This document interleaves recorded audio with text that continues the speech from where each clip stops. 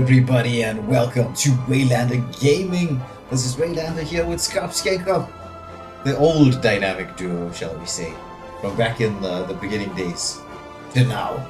And, hosting a very appropriately named tournament then.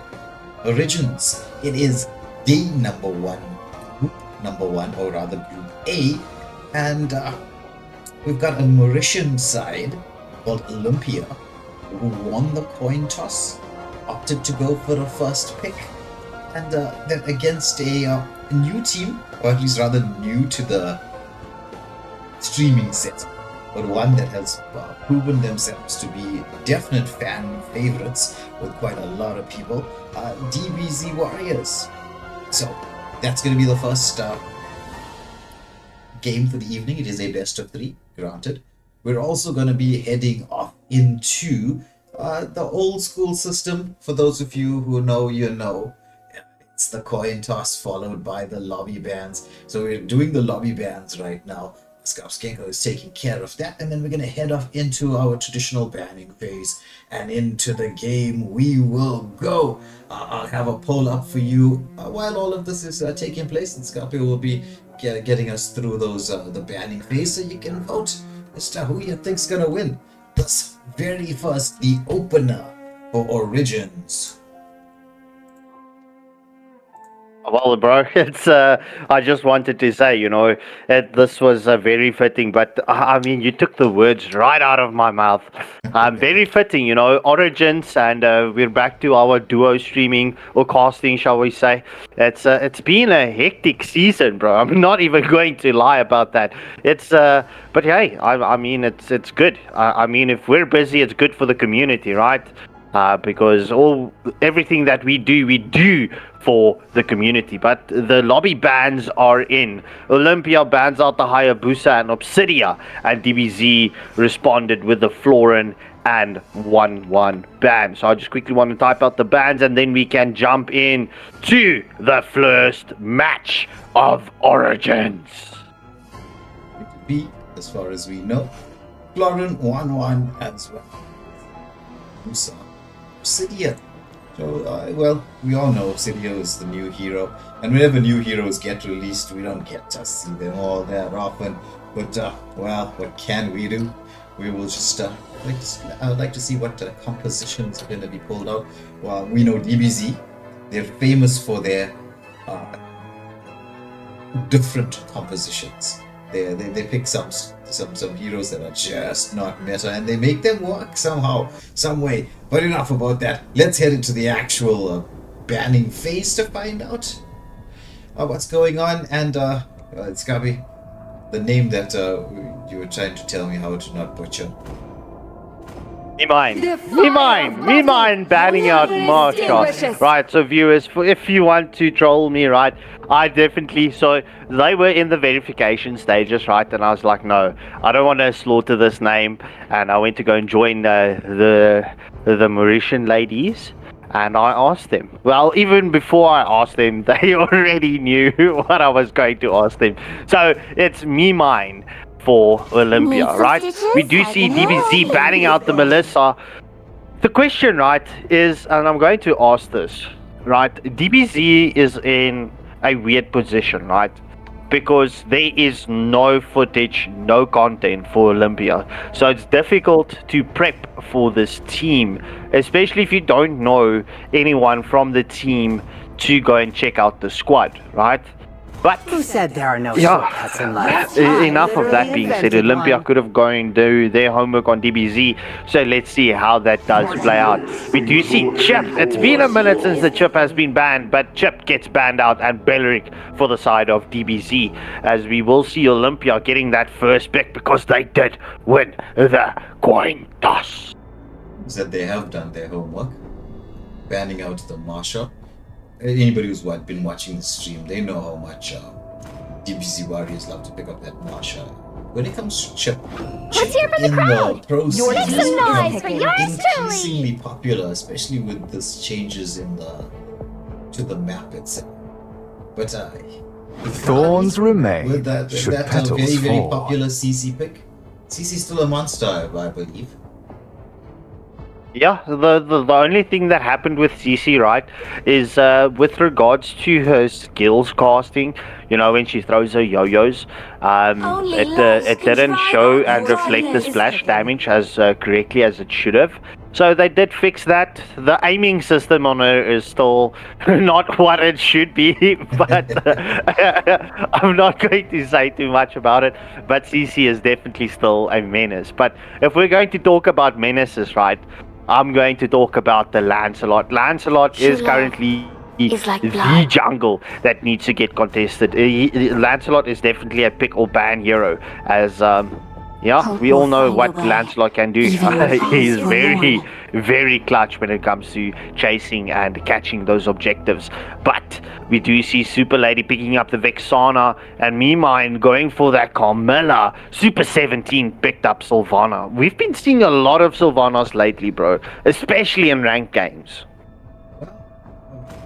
Sylvana has a nice, pick-up style of play.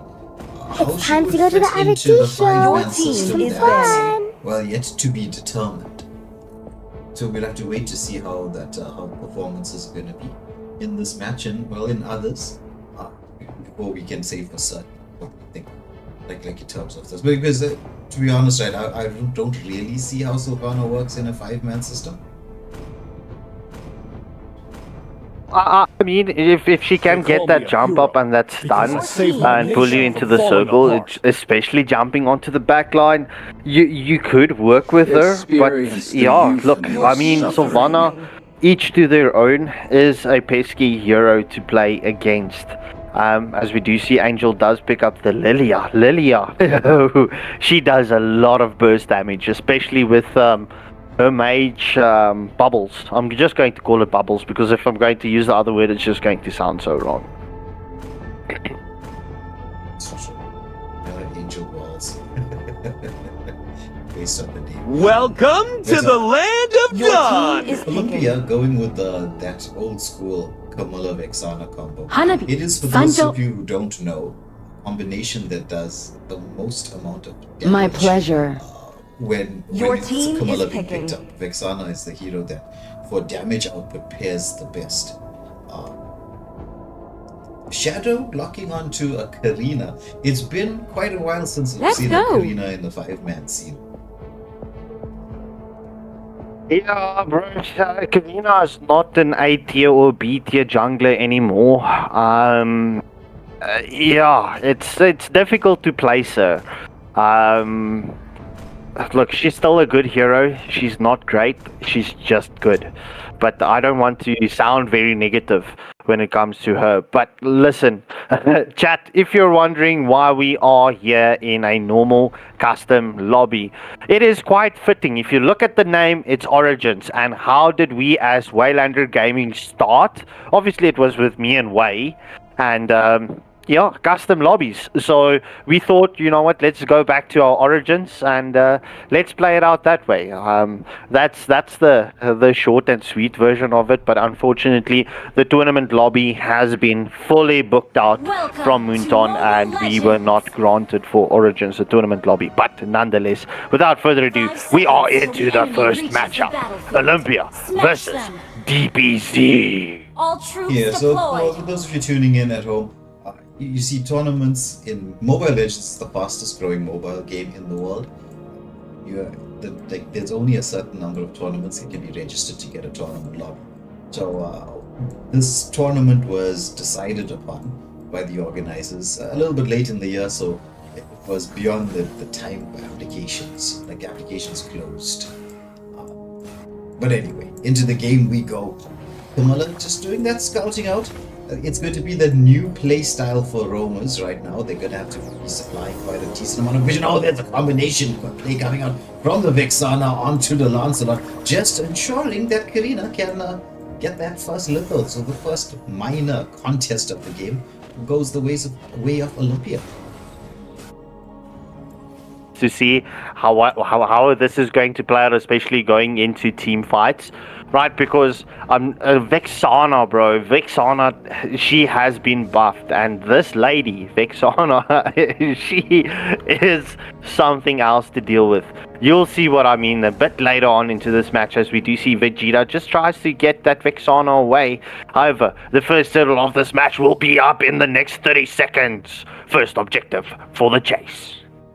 So it's all about that mid lane control right now.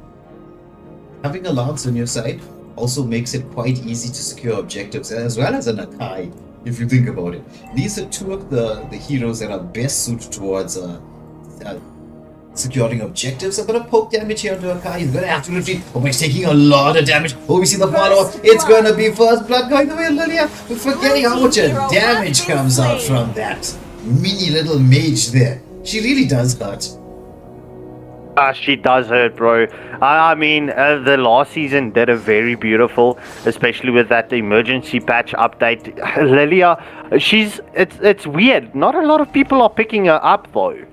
But yeah, that bubbles, tiny body does a lot. But we do see the engagement from Vegeta onto Karina, as Karina was taken down by the Akai. Yeah, we're making that rotation that we expect from an Iridel, using the sprint to get across. Though personally, right, I like to use the reverse speed to get to the buff, to the turtle, and then use the sprint to get back. That way you don't lose too much in terms of the minion wave. But I mean, it's just one minion, so it's not the worst loss in the world. There was a bit of a skirmish here on the bot lane. Curtain Call coming out from that CC.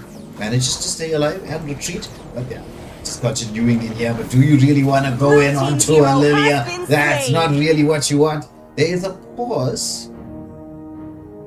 Alright, let me go check out what the pause is up about. Yeah, so it froze my voice too. I was like about to get all excited about Lilia casting her skills and just blowing everybody up like a tiny deadly midget.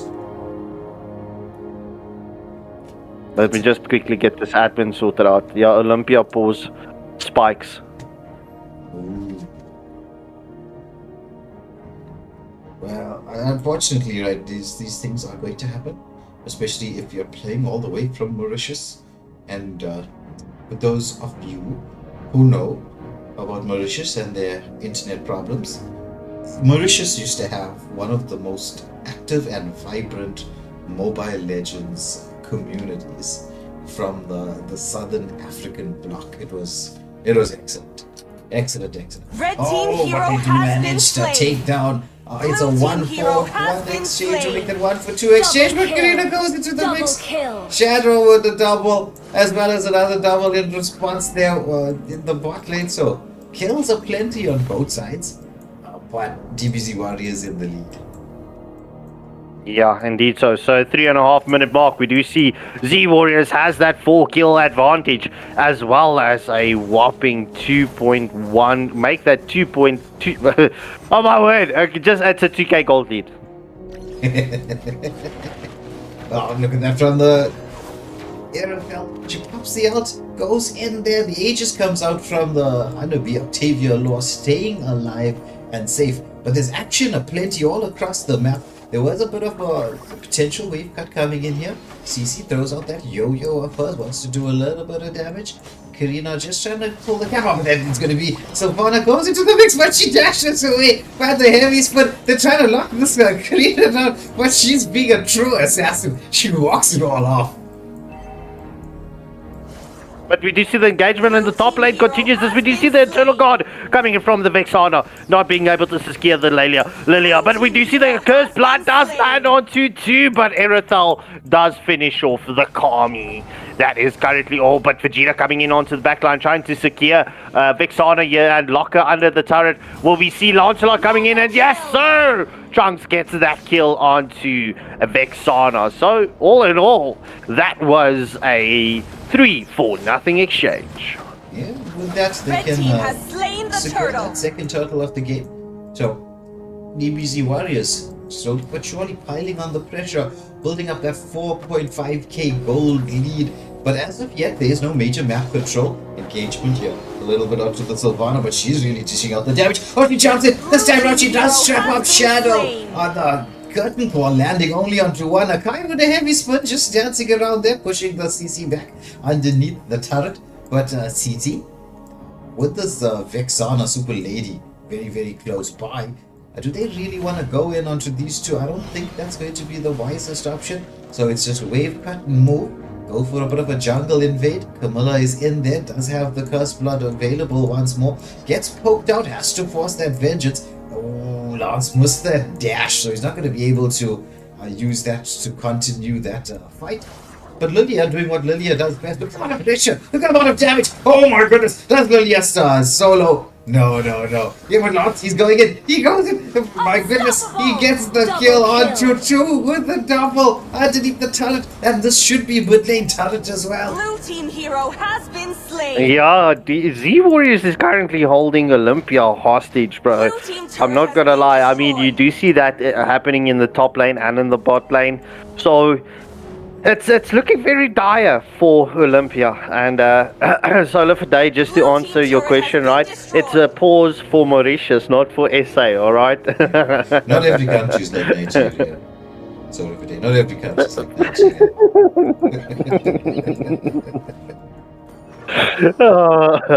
Oh, but we do see the engagement onto Karina once more. Lancelot does get that piercing strike, but we do see that follow-up as the Thorn strike comes in, and it's a double kill for Lancelot once more. Ghost Blood does land onto 2, as well as the Eternal God into the mix as well. We don't know what is happening here. Me Mine has been taken down by the Lilia and magic bubbles. Oh my goodness, this Lilia is dishing out the damage in spades. It's just so difficult to deal with her. I think though, when it comes to the side of Olympia, they need to show a little bit more patience when it comes to that Vexana Camilla combination. That is quite a deadly combo. Turret has been destroyed. They have the option to change the course of a team fight with them. You just gotta layer it a little bit better in terms of, okay, it's going to be Cursed Blood followed by Eternal Guardian followed by, you know, Red team has the slain engagement the once more turtle. onto the Sylvana. She's really dishing out the team damage. hero has It's going been to be the slain. takedown here by the Lancelot as they manage to secure the kills, but the damage output. There's the Cursed Blood. Now will we see the Eternal Guardian was a little bit early there, but Akai with a heavy split trying to force everybody away. Curtain call into the backline. However, the vengeance coming out is a killing spree. Octavio turning around there, managing to survive, sustain, gets the kills. It's a 4-for-nothing exchange. Mid lane being pressured in here. We should be seeing this first shield pop up the game. Karina trying to prevent that from happening, but to no avail. Yeah, this poor Karina, bro. Karina has been hard focused on from the side of DBZ Warriors. I mean, every time when she goes out, you will see she gets taken down. But yeah, we do see Lilia does scout out to Karina. Erithal does secure the tier 2 turret, but we do see the engagement onto Karina once more. Erithal gets the kill. However, Lancelot is into the mix as well. Will they be able to catch the Carmilla? Yeah, under the turret. It's a triple kill for Wiz as Erithal does come in clutch with that triple kill. Is it still time for a Maniac? No, sir. That time has ran away from the Erithal. Yeah, Berserker's Fury, Ass Claws, and the Windtalker already picked up this at the 9-minute mark for the Erithal. She is going to hurt. We still have this, the final shield that should be taken down now. 30 seconds or just under for the first Lord of the game. But will we see the continued pressure? There's gonna be the Lance into the mix. Use the second skill to try to escape, but he gets knocked. The guy into the base as well. There's the full-on combo with that Cursed Blood coming through here. Will we see the kills coming out? No, the Erithal, she's just too fit. It's a team wipe. The wave is coming through. It's gonna be like 15 seconds before anybody can respawn, but I don't think 15 seconds is going to be soon enough. Not with a fit Erithal there. She's just running around the base, melting it down. First game. Oh no! Execute. Oh no! Oh my goodness! Look at that going! I thought it was over, but it's not over. Oh, look at the health! Look at the health of this thing. Oh, what do I normally say? My goodness! Nothing was crumbling here. The turret has stood strong. Yeah. Yeah, but we do see that curtain call was committed onto Erethal just to chase her away. We will see the Nexus while picking up its health again, and the defenses will be stacked up. Yeah, let's see how this one does play out. I mean, the longer this goes, the better it would be for Olympia to balance this out. But the DBZ definitely needs to find the ending angle here because they are so fed. I mean, if you look at the levels, like Lancelot is level 14, he's almost maxed out. That's a big gap between him and the Karina. Yeah, huge 3-level entry gap. It's not that they had the option to actually contest for that, Lord, but there's a Cursed Blood onto 2. The Heavy Spoon comes out from the Akai just to make sure nobody's going to be getting on into anything. The Curtain Call is in the mix as well, but she's running in fearlessly. She's not interested in anything. Picks up the double. The Lord making his way towards the base. There's only 2 left alive to defend, but it's unstoppable. The triple kill goes the way of the Irithel, and that's going to be first game going the way of DBZ Warriors. Victory! Yeah, well, so Olympia, they definitely would know what to expect going into the second match, so let's see how it does play out. But this was one-sided if you look at the score. MVP going to Angel for Z Warriors. Yeah, Lilia really dished out the damage. Really did dish out the damage. But, ladies and gentlemen, we're going to have that pause screen up and running for just a minute. When I say a minute, I really do mean like it's just less than a minute. Bro, I don't even think it's going to be necessary because everyone is inviting to get back into the lobby. Okay, and then we come and join in as well. Okay.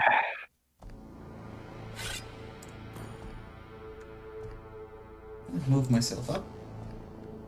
And well, we should have the teams ready and set. They're just gonna be swapping sides. We're gonna get the lobby bands out once more, and then we're gonna head off into the second game. Potentially the last game. It is match point for DBZ Warriors. And we do have those point system up and running, so we will let everybody know how that's going to turn out. But this is the moment, special moment here for the side of Olympia, to see how they're going to potentially come back. Maybe drag the series to 1-1 and take us into the sudden death round. But it all comes down to this moment. As we said, the pressure is on. Yeah, we're just getting those bans through, and we should be able to go for the second match in this best of 3 series. If DBZ is going to play how they played right now, we will see them taking this in a clean sweep fashion, 2-0. But if Olympia can get their groove on and do what they did in the ping test match, I think they could take us to that sudden death round. Yeah. Well, anything is possible. It is Mobile Legends after all. We know how this game goes. There's a lot of back and front. It's the slightest moment in a game that can cause that game to turn on its head. But let's head into this in phase, find out what's going to be banned, and in the meantime, for those of you tuning in, if you haven't pressed that like, share and subscribe buttons, it would be the time to do so. Yes, so lobby bans coming in. Florin and 1-1 gets banned up from Z Warriors, and Hayabusa and Lancelot for the side of Olympia. So good luck and have fun to both teams as we will be jumping in to the drafting phase.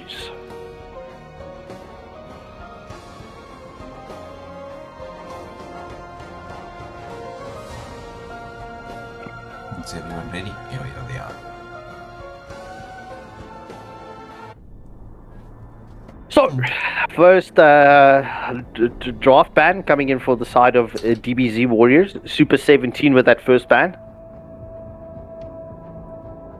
Well, I wonder, are they going to be going for respect bans from the previous game? Or stick to just heroes that have caused them problems like they did in the previous match?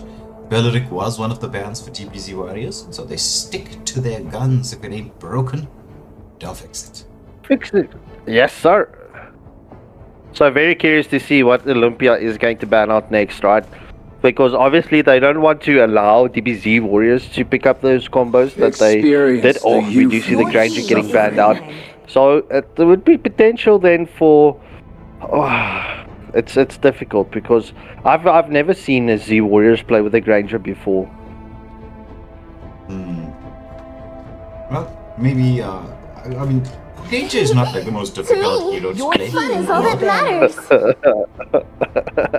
Rebanning out the 1-1, just making sure 1-1 is not in the mix. And that, ladies and gentlemen, is why you should read your messages. If that is not a snipe, as a staff, please listen. As Marshall gets banned out from the side of Olympia, as Vegeta gets that first pick for the side of Z Warriors. Will he get that? Will he take that first pick, or will he swap out? Oh, Wiz bringing in the Melissa for Z Warriors. Blooms from the shadow. Going for the MM first pick, I would say, is not advisable. Because she can get counted in lane. But again, also picking up a Melissa with Inspire is like putting all your eggs in one basket. That's kind of a Seems like I've slept for ages. What's become of the world? I suppose that's the reason why they banned Belleric first off and straight off the bat.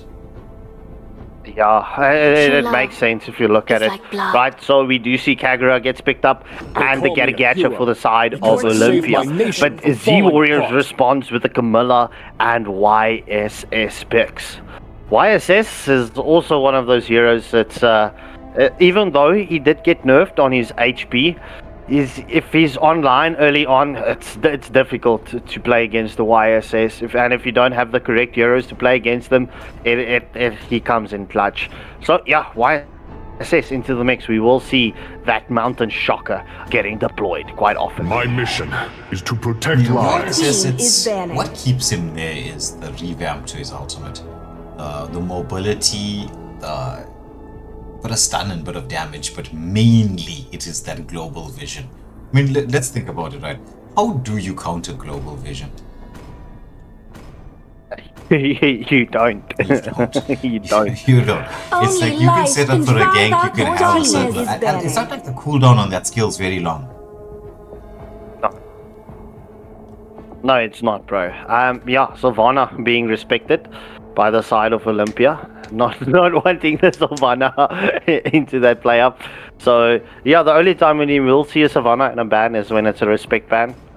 And rightfully so. But I'm wondering, right, if the teams do know that this is the dangerous grass for the mix here in this custom lobby, as Mine is showing us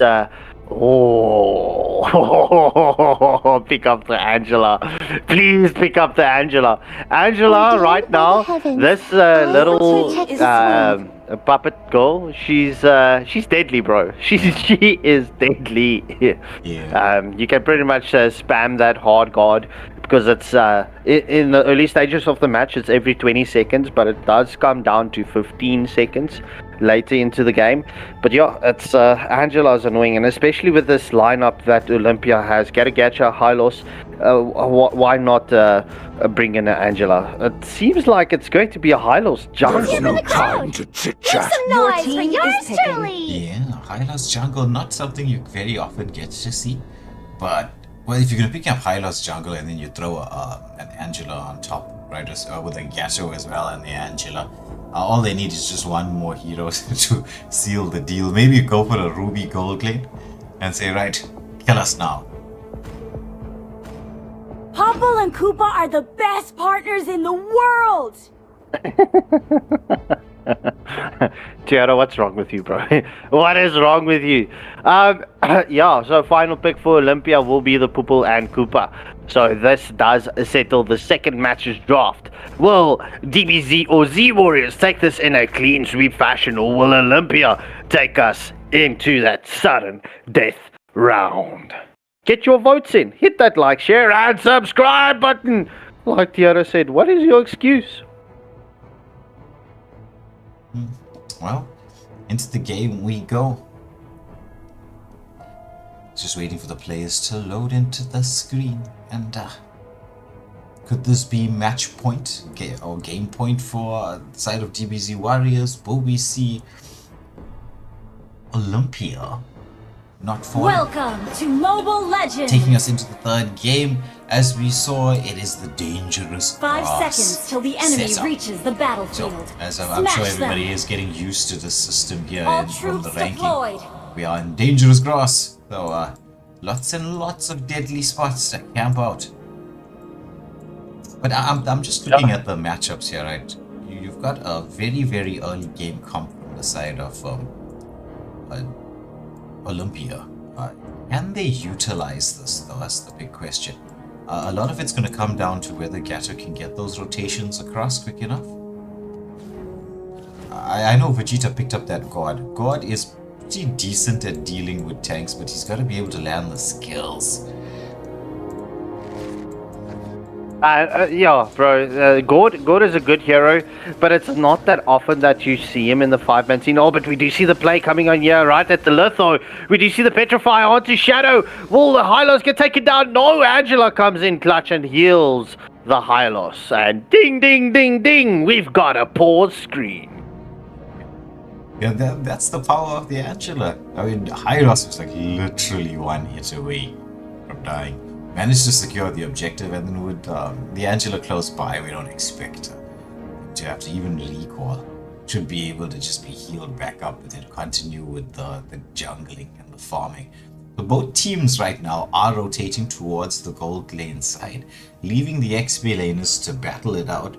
And, well, so far, no real rotations from either of the XP laners. Although I know it's the first minute of the game.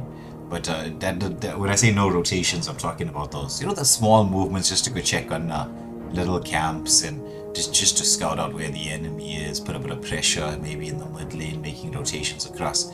Because one of the things I'd like to see from my XP laner, especially around now, is when you know that the enemy is rotating towards the gold lane, is for the second wave just to cut the wave. You don't even have to clear everything. You just need to take out the wagon and then you can rotate to the mid. It allows you to even potentially set up for like a gank in the mid, because heroes have to come back to clear this mid lane.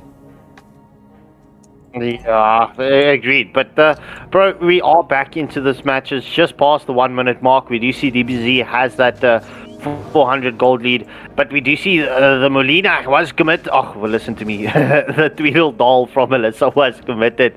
Muddles, there we go. That's it. I was looking for that. But yeah, bro, this is, they don't want this Melissa fed early on, as we do see the stun coming in from Camilla onto 1. But we do see the Mountain Shocker into the mix as well, but we do see that follow-through coming in from Olympia, and first blood goes to the CAG. Yeah, glorious pathway also coming out from the Hylos, side steps the stun from Vegeta on the God. This is Olympia, the start they needed. They know they have that early game advantage. Taking full advantage of that and dealing with that tiny bit of overextension that came through from the side of DBZ Warriors. Setting up now, just scouting out for this first objective. They want to put a bit of pressure on the CC, knowing that CC is going to be one of the problems that they're going to be dealing with here around this first turtle. Angela being chased back, has to reposition. CAG taking quite a bit of poke damage here from CC. And once again, the glorious pathway, the stun comes out, but there's the Avatar of Guardian, but only again manages to short 1. There's so much damage there from both sides. The Mountain Shocker into the equation, but it's going to be a 3-for-2 exchange overall, going in favor of DBZ Warriors with their 1 extra kill. God's positioning there was beautifully on point. The setup coming in from Olympia was beautiful. But just the positioning coming in from Z Warriors, it comes to show they've got synergy and they know what can happen and where and how they should position. It's ideally what you want to see, but we do see the first turtle of this match has been taken down in favor of Z Warriors. Yeah, but like you said, synergy, very, very important. They do have that. But I feel team fights have the potential to change now that Angela is level 4. So she's got that Heart Guard available. And so that is a game changer of a skill. The doll once out from Melissa, just providing a bit of poke, but I mean, it doesn't really make any difference when you've got an Angela so close by. I mean, like Angela's like, poke? What poke? need so, but I'm looking at it, right?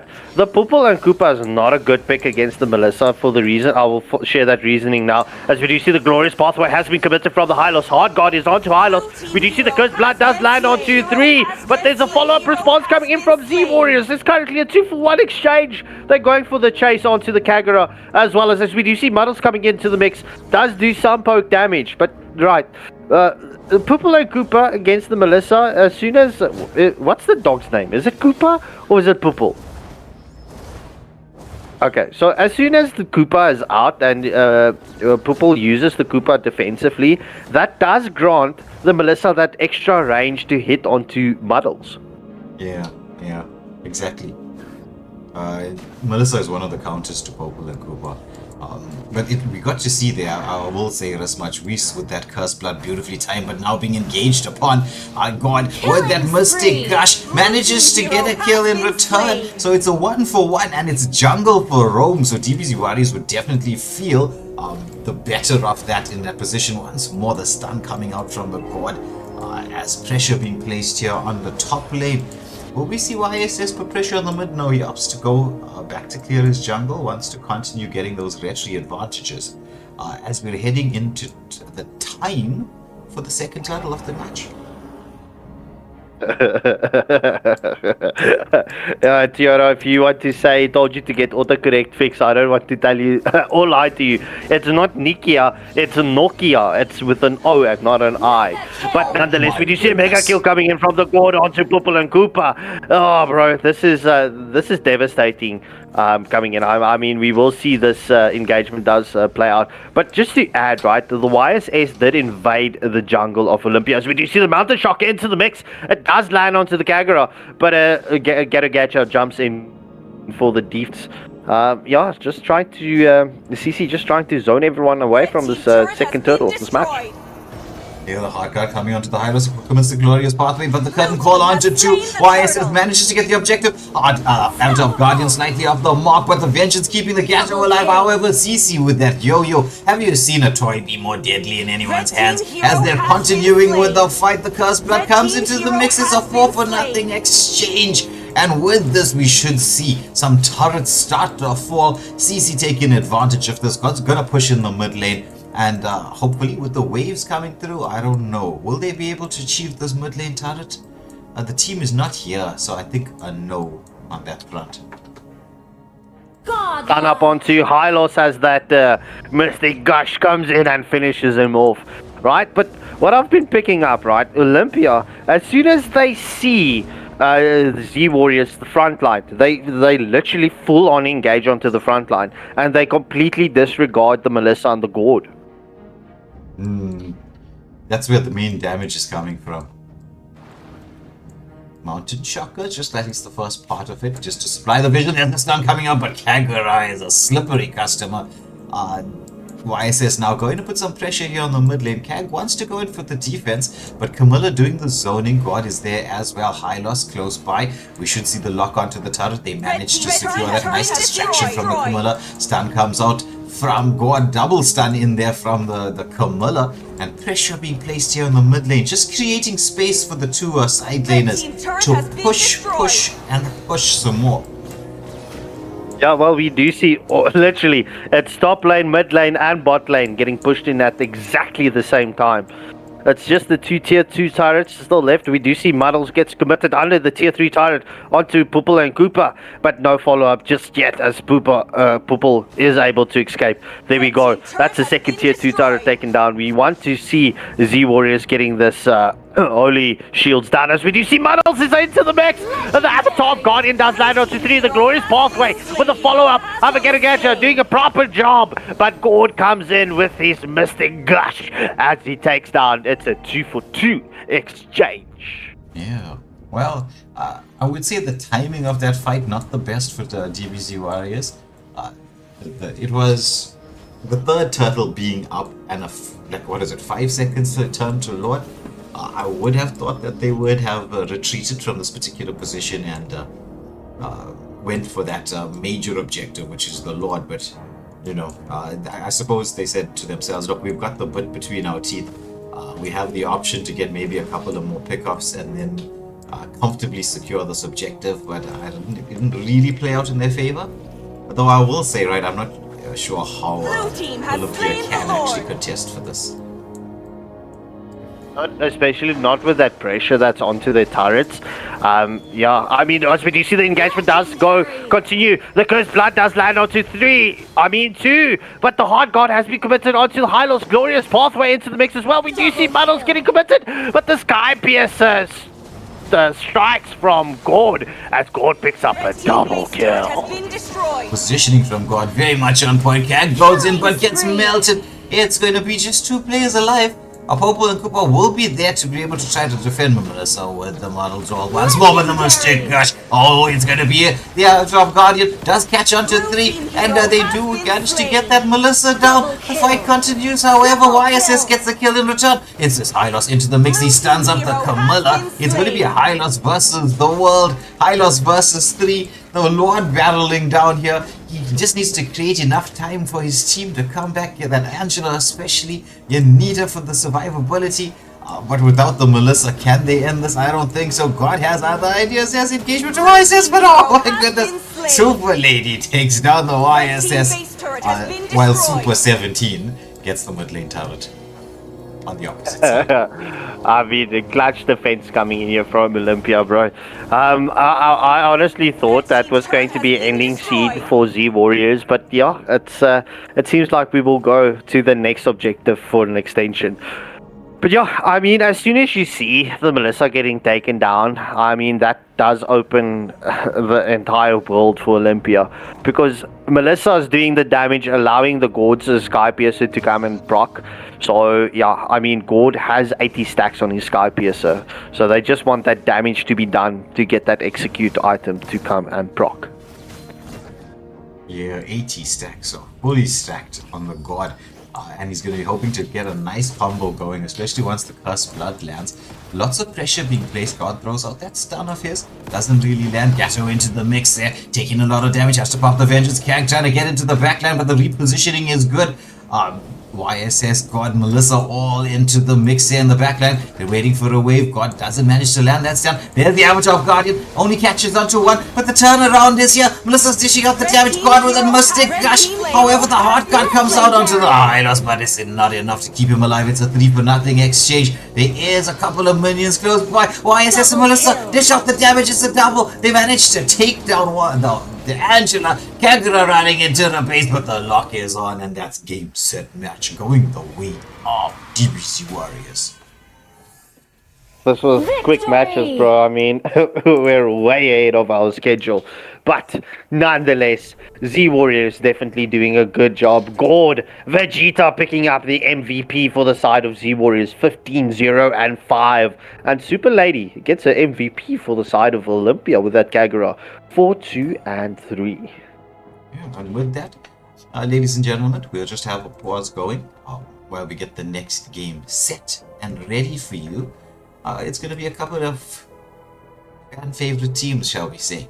But you're going to see in a moment who that's going to be. But we'll be back with all of you in just a second.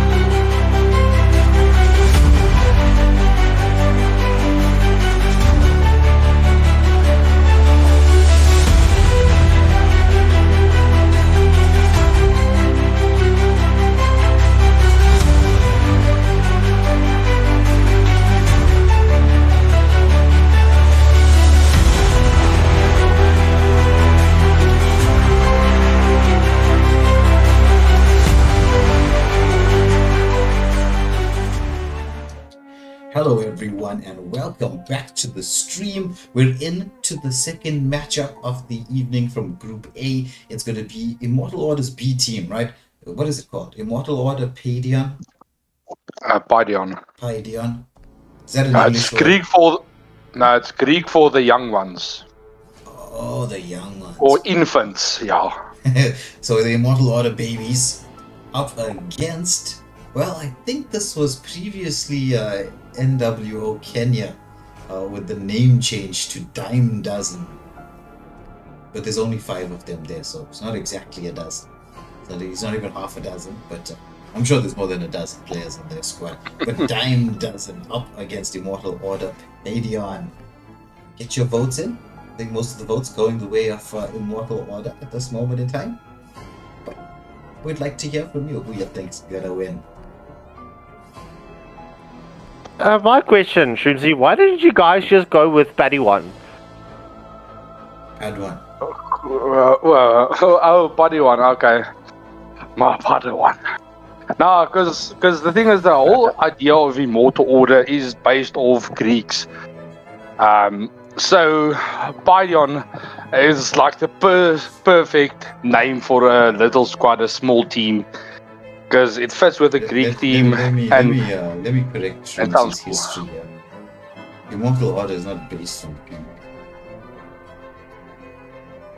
It's the Persians. The Immortal Order was the Persian order in the Persian army. It was the Greeks who defeated them. True.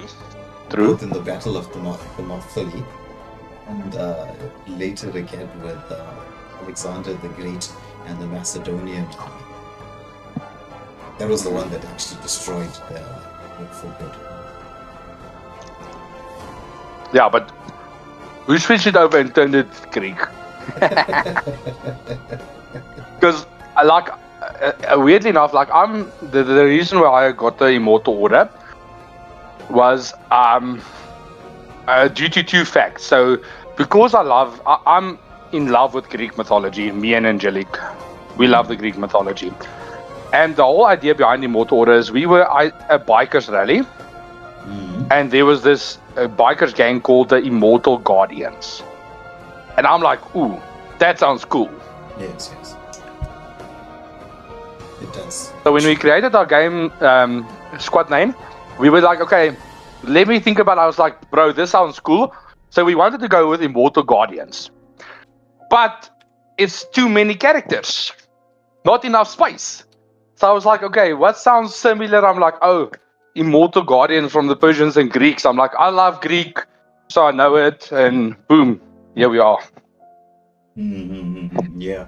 Well, I can understand because that term was very popularized, especially with movies like 300, which is what a movie. I loved 300. This is Sparta! The thing is, right, I've actually found out that there are people in this world who have never watched 300. Like, bro, there's people in this world that has never watched Matrix. Cough, Angelic. But yeah. Crazy. Yeah. There's certain things As well. that are Mad as well. Oh, bro, uneducated. But you see, I would rather say I would excuse not watching Matrix, but one thing I would not excuse is not liking Shrek. Yeah. Shrek is like a... Alright, ladies and gentlemen, the bands are in. So the lobby bands are YSS, Almond Blue, and Hayabusa. So, yeah, we're good to go. Good luck and have fun to both teams as we will jump into this first match in this next best of 3 series. Will it be Immortal Order Paidion that takes this in a clean sweep fashion? Well, 2-0, or will it be a Dime Dozen that gets one up onto Immortal Order Paidion? It's the first game, we go. It's the drafting, or at least the lobby drafting that's been done. That's how we said to the main drafting scene. And well, we're starting on time. I thought we would have started a little bit earlier, but it's difficult to force everyone to get ready, especially when the time was already set. So Immortal Orders, Padion, Death Eater 14 with the first ban coming through.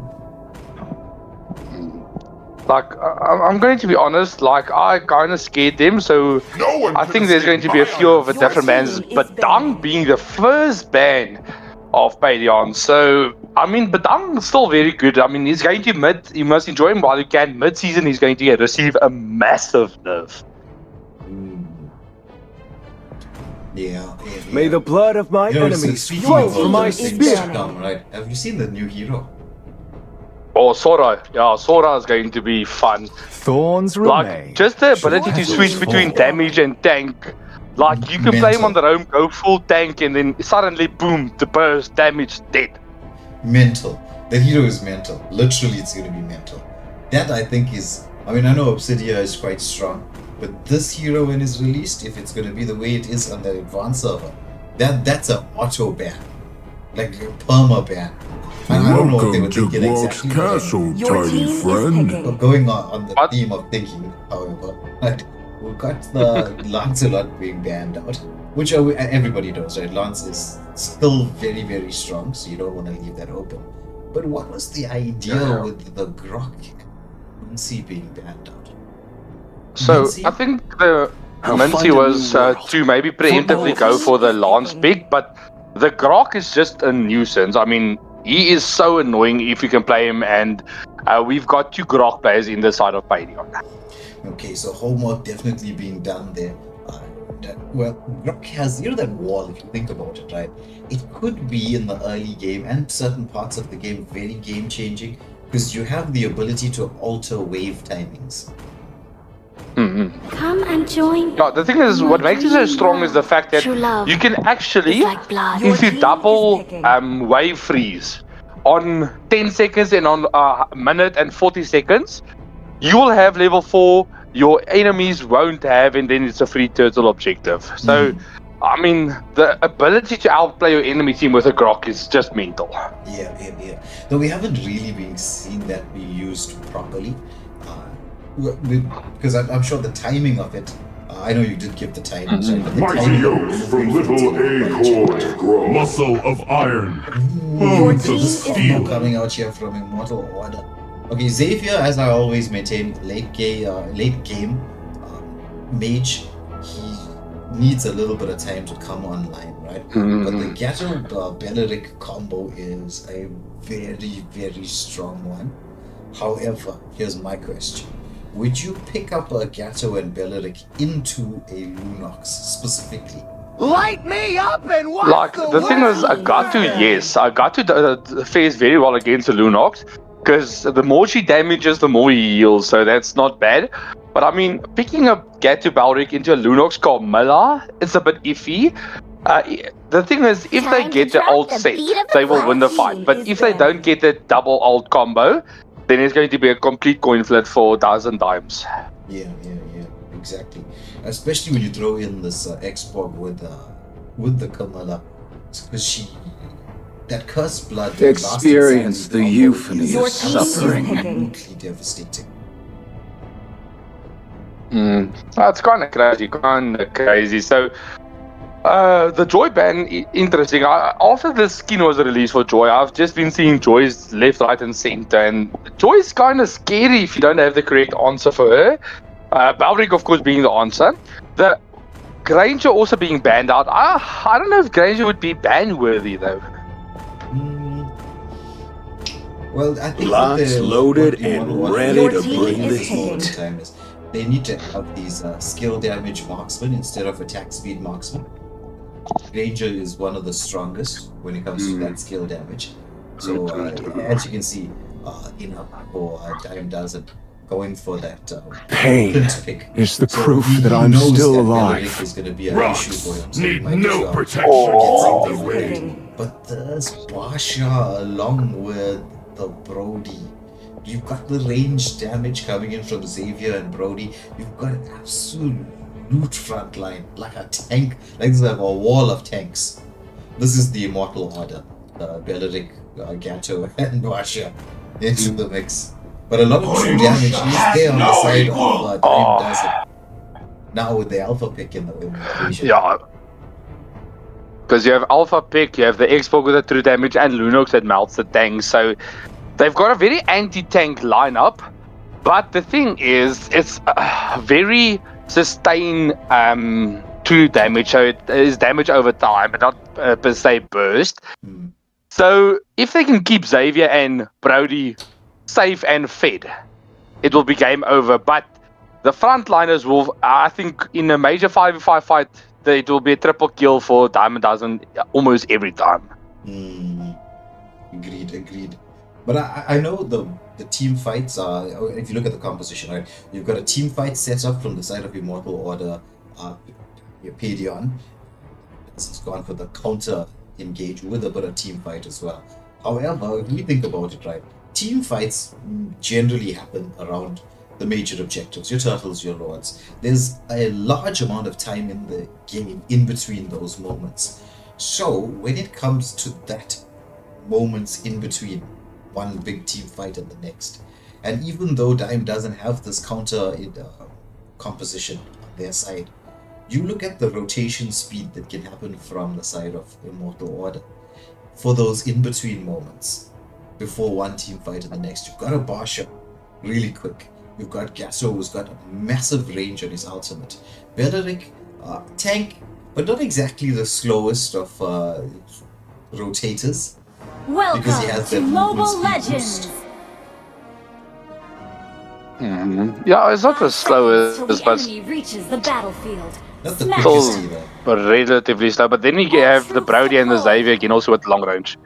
Yeah, that's the thing. Is that both teams currently having. Yeah, like I'll say, when it comes to the team fights, based on the composition, I'm gonna favor Dime Does. But when it comes to the in-between moments, rotation-wise, Immortal Order has it. And if Immortal Order knows how to stay disciplined before these team fights come through, then they'll be able to get themselves set and with some level advantages before the team fights. But you see, the problem is. We chased our first blood. That's right. Oh, that's crazy. But the major mistake being that Gato also picked up their own boots. So he will be lost at the level a bit in the early game because you only receive 50% of the gold from the waves. You can clip that. You know when you start having a team talk. Yeah, no, they're going to. I already screenshotted it. He stole their own boots. Okay, so he's listening to me for some reason. Yeah, you can see. He knew I was going to. He knew I was going to say something about it, and he was like, "Oh, sorry, boss."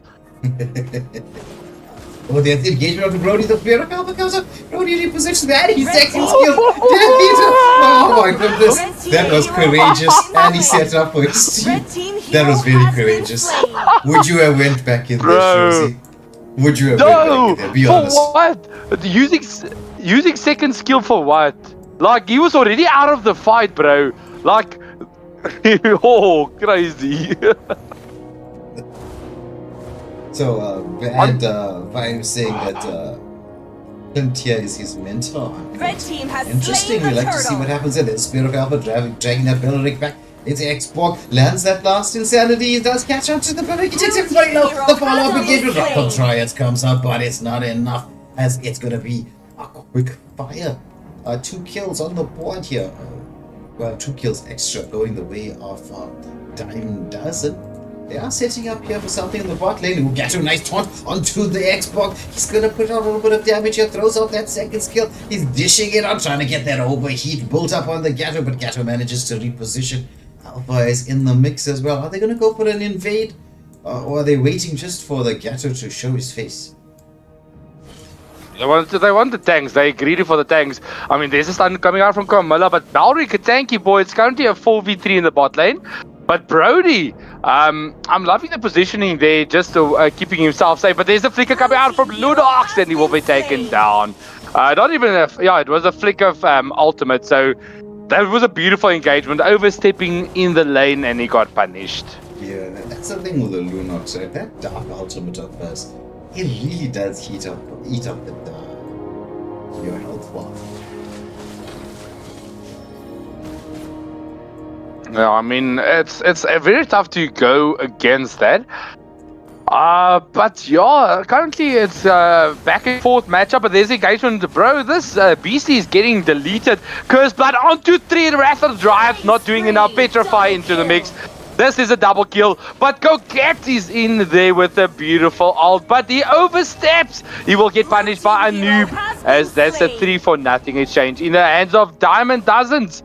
But Ego looking for the angle, bro. He should have just went. I mean, he's tanky, he's fast. Get the kill, get back. Yeah. I thought he was going to go in there, but what? They had such a nice start in Model Order, but it seems that time doesn't switch gears. They're using that team fight composition very much to advantage. That Cursed Blood really changed the course of the battle. Yeah, it's a Cursed Blood as well as beautiful. There's Avatar of Guardian not landing yet, but the beautiful team in Lunox just zoning everyone out. Brute Gamer is in a lot of trouble, but Jakes will get taken down. But there's the beautiful snipe coming out, the Spear of Alpha onto Death Eater. But that's a 3-for-1 exchange and the turtle in favor of Immortal Order Pantheon. And this is a very seesaw game. Going back and front in both directions. The positioning from Coquette here is very much on point, keeping the team well into the mix. But Brody, Death Eater 14, not having the nicest time here in the gold lane. Clint now, he's got that wet between his teeth. He's, as you can see, look at this, he's building up quite a gold lead here. He's already on 3.6k compared to Brody's 3k. I mean, the positioning, he could have pushed the turret, he went back to safe, he predicting that they're going to come gank here now. So, the beautiful play there coming out from iNoob. But with that being said, this is a tough engagement. There's a 3v3 in the top lane, but I mean, iNoob is currently being fed on that Clint, and a scary Clint is a fed Clint. Yeah, exactly. So, it's this extra bush though. It's quite funny. Oh, nice. Wrath of Dryads. Let's manage to catch up one. Alpha goes in there. There's going to be the Spear of Alpha, but it's going to get deleted so quickly. The Curse of Blood Symphony perfectly. It's Lunox into the background, but she's going to get taken down. It's going to be a 2-for-2 exchange overall. McClint, he wants to go back into this mix, but Basha's like, no, my friend. I've got shields not here for nothing. I'm just going to smash you around with that. Yeah, unfortunately, the Lunox just dodged by a millimeter. So, good engagement, but bro, Coquette and Ego is currently doing the damage. I would like to see Jakes, as he's doing now, starting to rotate. But the problem is, usually if you rotate from an XP lane, you have your jungler clear the jungle. But Baksha, unfortunately, does not have any good wave clear ability. So that currently hinders the Gatu a bit to rotate more in the mid lane. Yes. The Red team has Vitalize slain the came on a turtle. little bit early there from the Belleric. Down. There's the shutdown kill. That's what Brody needed.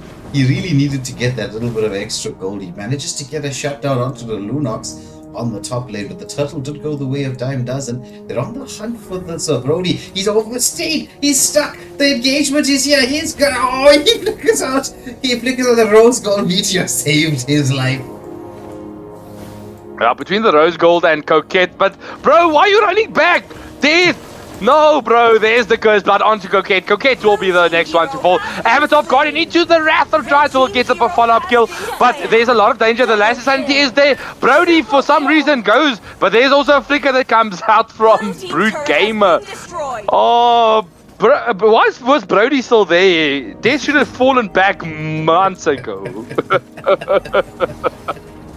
Well, it was a brave decision. I don't think it paid off.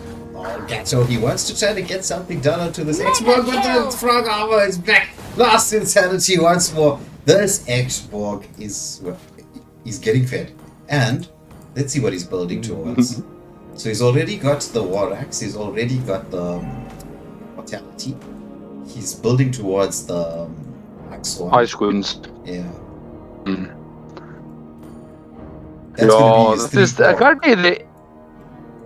That's his 3 core items. and then from there you can either go more tank or more damage focused.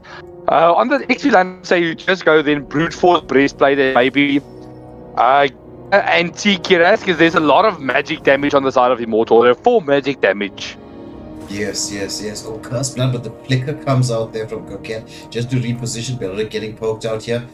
Has committed the Revitalize just to sustain through all of this. It's a couple of seconds more for the first lot of the game. Belleric into the mix, gets stuns up by the Camilla. Are they going to go in full in here? I think a little bit of patience is necessary. X-Borg, here a lot of that frog armor is being melted down, so he's going to have to reposition and build that frog armor up. It looks like he wants to recall, but with this Lord being here, I think this is setting up for a proper Lord dance. Belleric goes in there, so Beastly gets taken up. There's the Avatar of Guardian, doesn't manage to catch on to anybody. However, it's going to be Basha with a teleport out into the backline. Spirit of Alpha comes out. It's going to be 3 for 1, going in the favor of Immortal Order. They found that space. If they can put some pressure here in the mid lane, just force everybody slightly away. But Brody repositions there. Will they be able to take down at least the Immortality Shield? No, they do not. This should be the Lord going the way of Immortal Order. And so with this, I'd say they'd be able to even out the match. Potentially, maybe even achieve a bit of, I wouldn't say lane dominance, but at least some amount of goal dominance. They are slightly behind 2k. But I mean, Coquette overstepping, basic attacking a mid lane turret with a Lunox in your mind. So that was the overstep, and that is immediately the advantage they could have had is taken away. Yeah, it always makes me laugh when I watch mages basic attack targets. I saw it a couple of times. I'm not saying they shouldn't, right? It's just not the most effective thing. There's the last insanity as they take down the Brody once more. So Lord being prevented even from crashing into this tier 1 talent into the mid lane. Yeah, I mean, are they looking for the angle here to do a lot of damage? There's a vengeance from Jakes, but I don't think that Diamond Dozens can use this for any advantage. They just need to start clearing the waves and get the slowpoke going. Like, the major thing is the 2 backliners of Pydion needs to play a bit more safe. They are overstepping way too much. I mean, Coquette there, standing next to a bush. For what? Yeah. Positioning is key. Nice stun. There's the Cursed Blood. Brody catches onto the 2 frontliners. The follow-up is in there. The Dawning Light does come out. Belleric, however, he ate all that damage. He goes back in. They set up for the Kamala. However, there's X-Borg who's been causing all the problems is once more into the front line. He does get stunned up. Most of his frog armor is down. There's once more the mid lane being pushed in, forcing everybody back. But we're at that moment in time where it's going to be, I'd say, a little bit of a stalemate. Lunox going in onto the Gato. He does land the taunt. She does have the Brilliance form available to escape. Doesn't have to use it. There's Belleric with the Wrath of Dryads. Just zoning everyone away with that. Does have plenty of time before the next objective, so everyone should have their skills and ultimates ready for that. I think this is going to be a very important Lord battle coming up. This is Lord that makes or breaks it. I mean, the map pressure and dominance a bit more in the favor of Dozen Dimes, but I mean, with one Lord, if they get the Lord and don't lose 3 people in the exchange, the team that gets a Lord gets the advantage. Exactly. This is going to be a big one, and this is one where both teams can contest. It's just about setting up to be able to do so. Camilla wants to go in to try to do something. Gets a lot of poke damage here. Gets the Cursed Blood. Does land onto 2. There's the Spear of Alpha into the mix. The last insanity follow-up. The Wrath of Dryads is there. There's the Avatar of Guardian starting in. What immortality comes out from this X-Borg. He's going to try to reposition, but he's going to be taken down there. It's meanwhile, Clint is really dishing out the damage there. Double kill going the way of Lunox. They managed to get into the backline, ate up that backline, and with this, I think they will be going for the Lord. Yeah, this is the uncontested Lord. I mean, yeah, you do have the Berkshire, but I mean, you just have a lot of people to tank it. I just say go for the Lord, ignore the Berkshire. He can't do anything. Yeah, I think it's without the retribution. That's why they were like a little bit in 2 minds. But you've got a Lunox, right? Lunox is like a solo Lord taker. Red team has slain the Lord. Yeah, so that was once again the overstep coming out from Immortal Order. They need to position a bit more safely with their frontliners, because their frontliners are bunching up and then they get ganked and taken from the side. So a little bit more safer positioning coming out from Immortal Order, and they have the ability. I mean, Balric looking for an angle onto the Clint, but I mean, the Lord is up. There's the last strategy onto Death Eater, but I mean, he doesn't have any frog armor, but I knew doing a damage. Beautiful save with that revitalize. It was, he needed at least one more stack or two just to be able to finish off that export. But there's Camilla into the mix here. The Wrath of Dryads has been committed. The Curse Blood lands onto everybody. Is there any follow-up though? The Alpha does go to the Spirit of Alpha, but he gets taken out. The follow-up not quite on point. There was no X-Borg there for them to really dish out the damage. However, the Lunox goes into the back line, gets the mega kill, is shut down, but this tier 2 turret has been removed from the equation. Oh, he almost gets the passive off onto Kraken. Yes, he's running for his life. It's like, no, don't leave me alone, Clint, leave me alone. Frog armor at least down, but I mean, there is no advantage here. So you can just build it up from the blue buff, so there's nothing lost, nothing gained. But I mean, they did take all the tier 2 turrets in the side lanes, and there's 2 minion waves in bot and top, so they need to prioritize where to defend. I think there will at least be 1 tier 3 turret falling. It will be the bot lane that will crash down. Turret has been destroyed. Look at that build up of minions. The minions are like, everybody wants to fight, you fight, we're gonna push. The minion push, tier 3 turret, while all the fight was going on. But now, Dime doesn't, right? They've got to start freezing the lanes since you've got a tier 3 turret done and dusted out of the way. So freeze the lane, take the jungle, establish control like that. Because it's quite a while, it's still just under a minute before the next objective. So if you freeze the lane, it'll force Immortal Order to try to come out.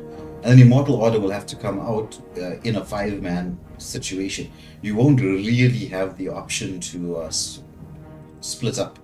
But Immortal Order right now, they need to figure out who to prioritize the farm for.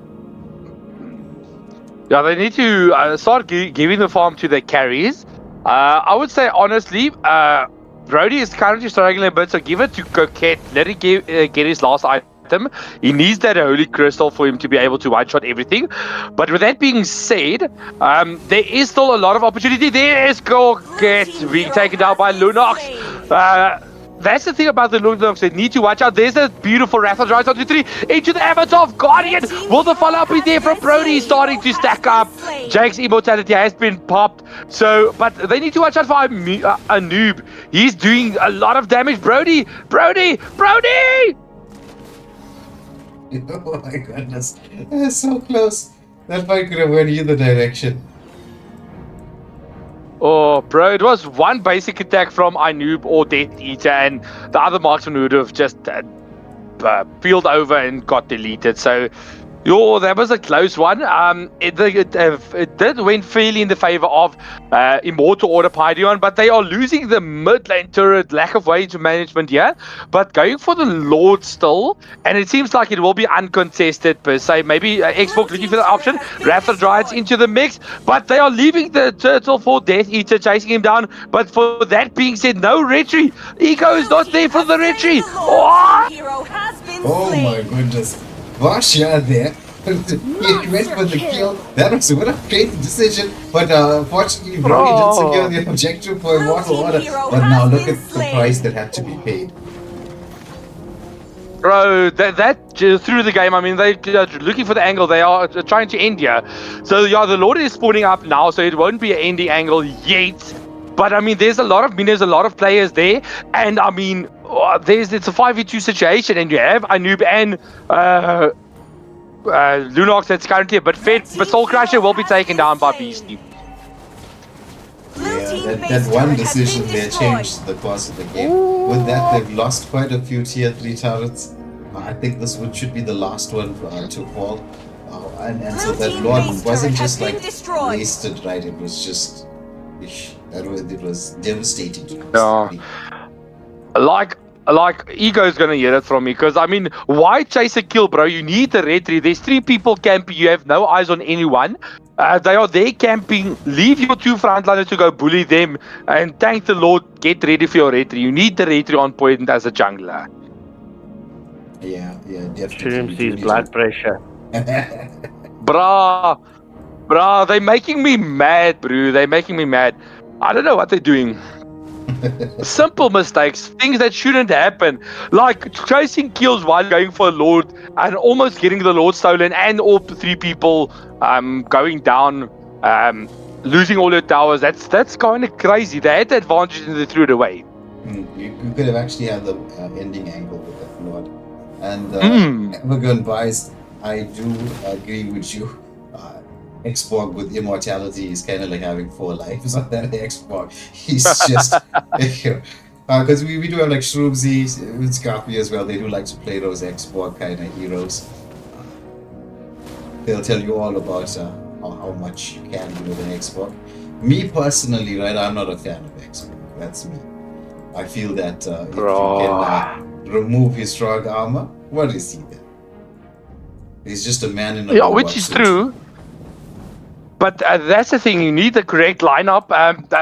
And the thing is, Immortal Order does have it, but Brody is currently struggling, so he's not online yet. But with that also being said, they, check the Brute just camping here, scattering out everyone. But I mean, I would say Xborg does not do well in the XP lane, in my opinion. He's very good in the jungle, but in the XP lane, he just gets outplayed because Xborg needs to be everywhere to get farmed early and snowball.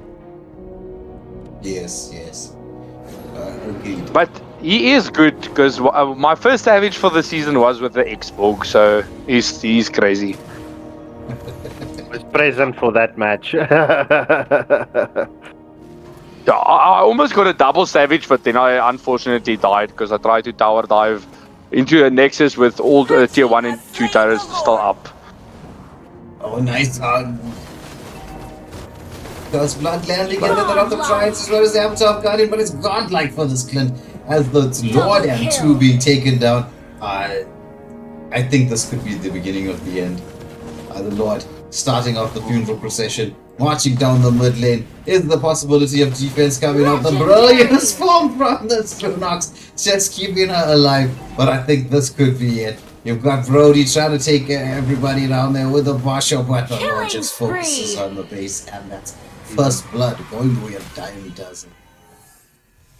Victory! Yeah. Crazy. So, Coquette taking the MVP.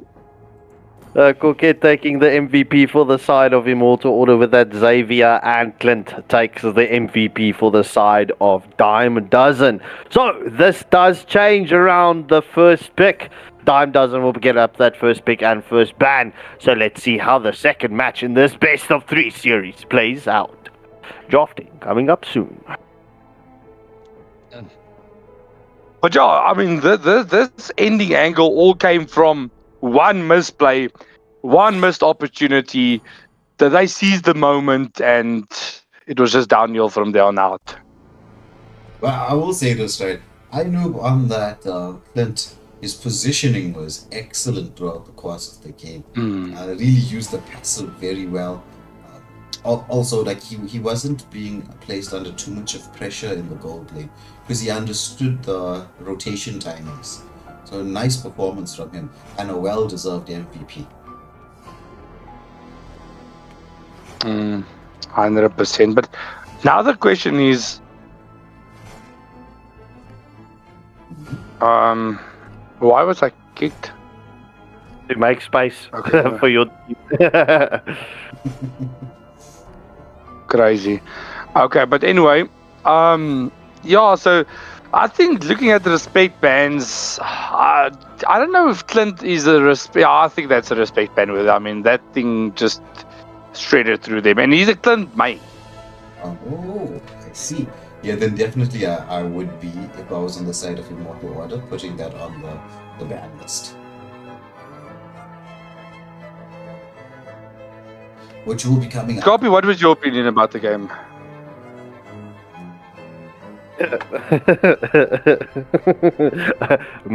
Permission to speak freely? Permission granted, bearing in mind that you went 0-7 last night. Go ahead. With lags, right, with lags. Okay. In my defense, right, and you bear witness that I did ping my ping spike. Nonetheless, right, the thing that happened there was focusing of objectives, instead of focusing it, going for kills, checking bushes, and not getting set plays correctly.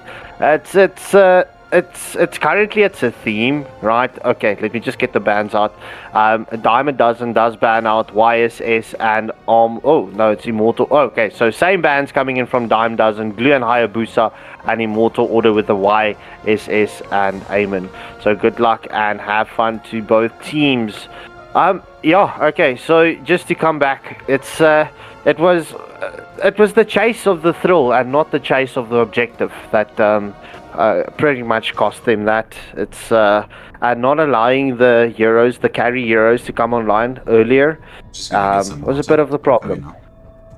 But yeah, look, it's to take away from that, Immortal Order had a very good early mid game, but just lost it going from mid to late, and that comes down to the prios or prioritization. In my dream.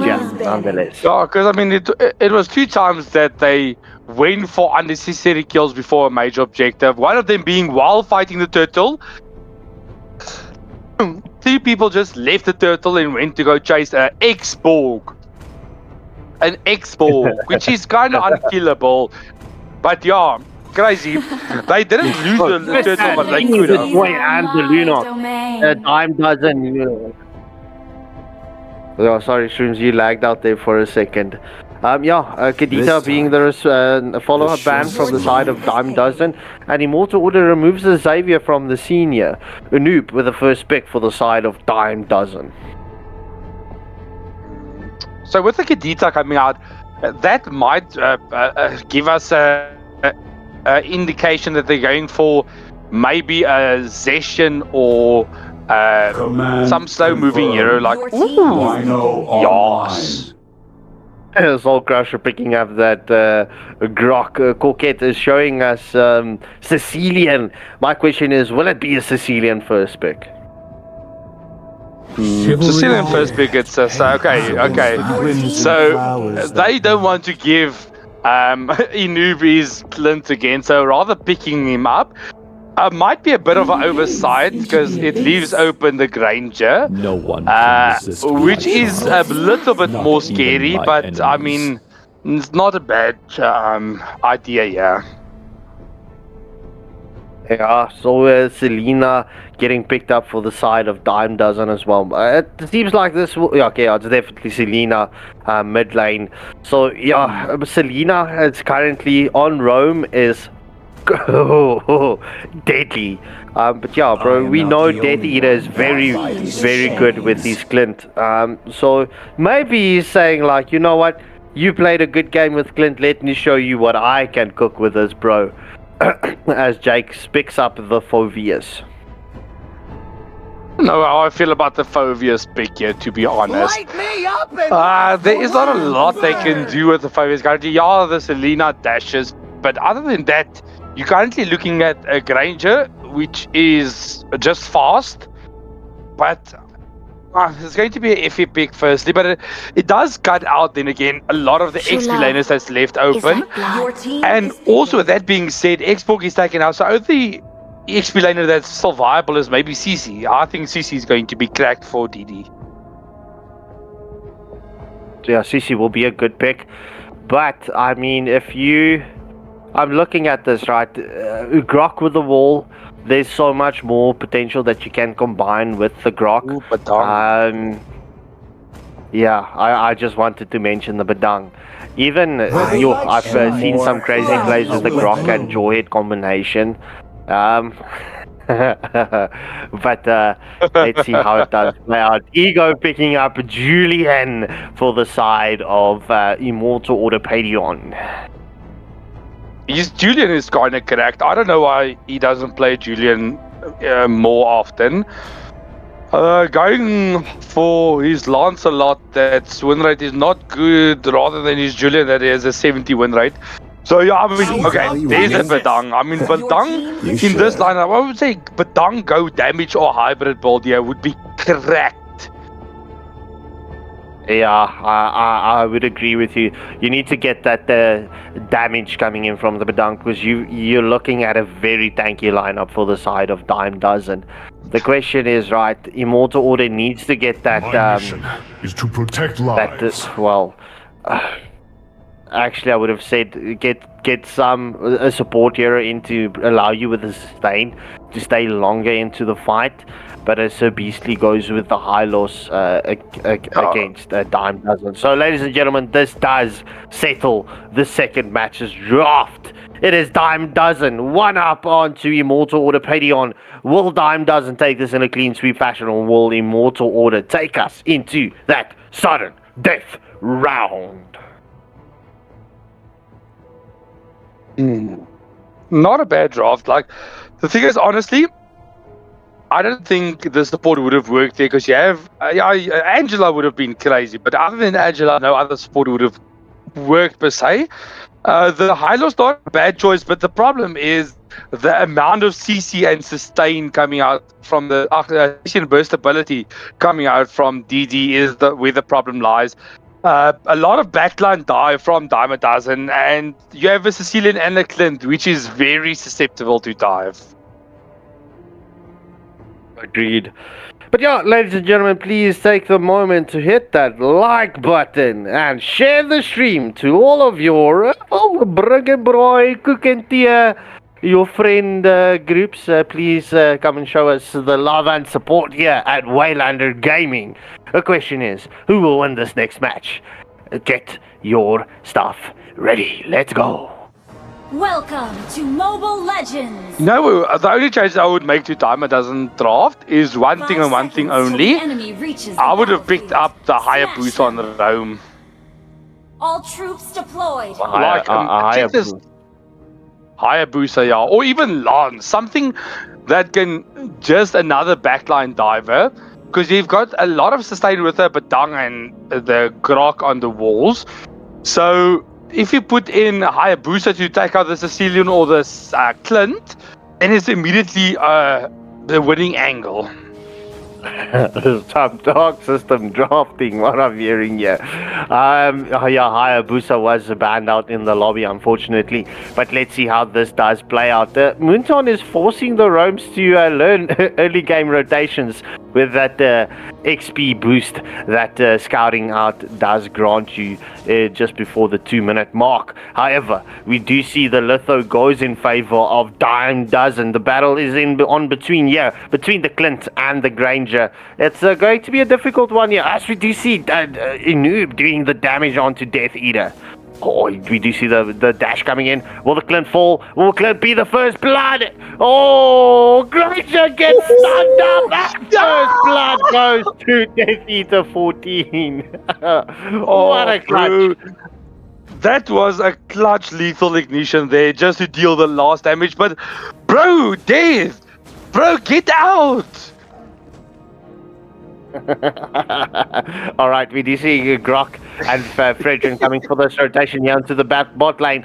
Death not opting to go for that retreat, just opting to go for that heal. Always the wall comes in from Grok, nearly pushing Glint out of the turret safety. But with that being said, you see the Granger now in mid. Clear your lane, get back. Because you have vision on the enemy marksman, then you can play a little bit more aggressive. So get the lane and get back is what I would say. And it seems like it's what he's doing. But there's a full engagement here from the Hylos. Soul Crusher is very low. The first kill goes Jakes. But the revenge from Sir Beastly onto Soul Crusher. It's a 1-for-1 exchange into this Lord fight. Yeah, first turtle has spawned up, ladies and gentlemen. The first turtle, sorry, my bad. First turtle is ready and waiting for this turtle dance to take place.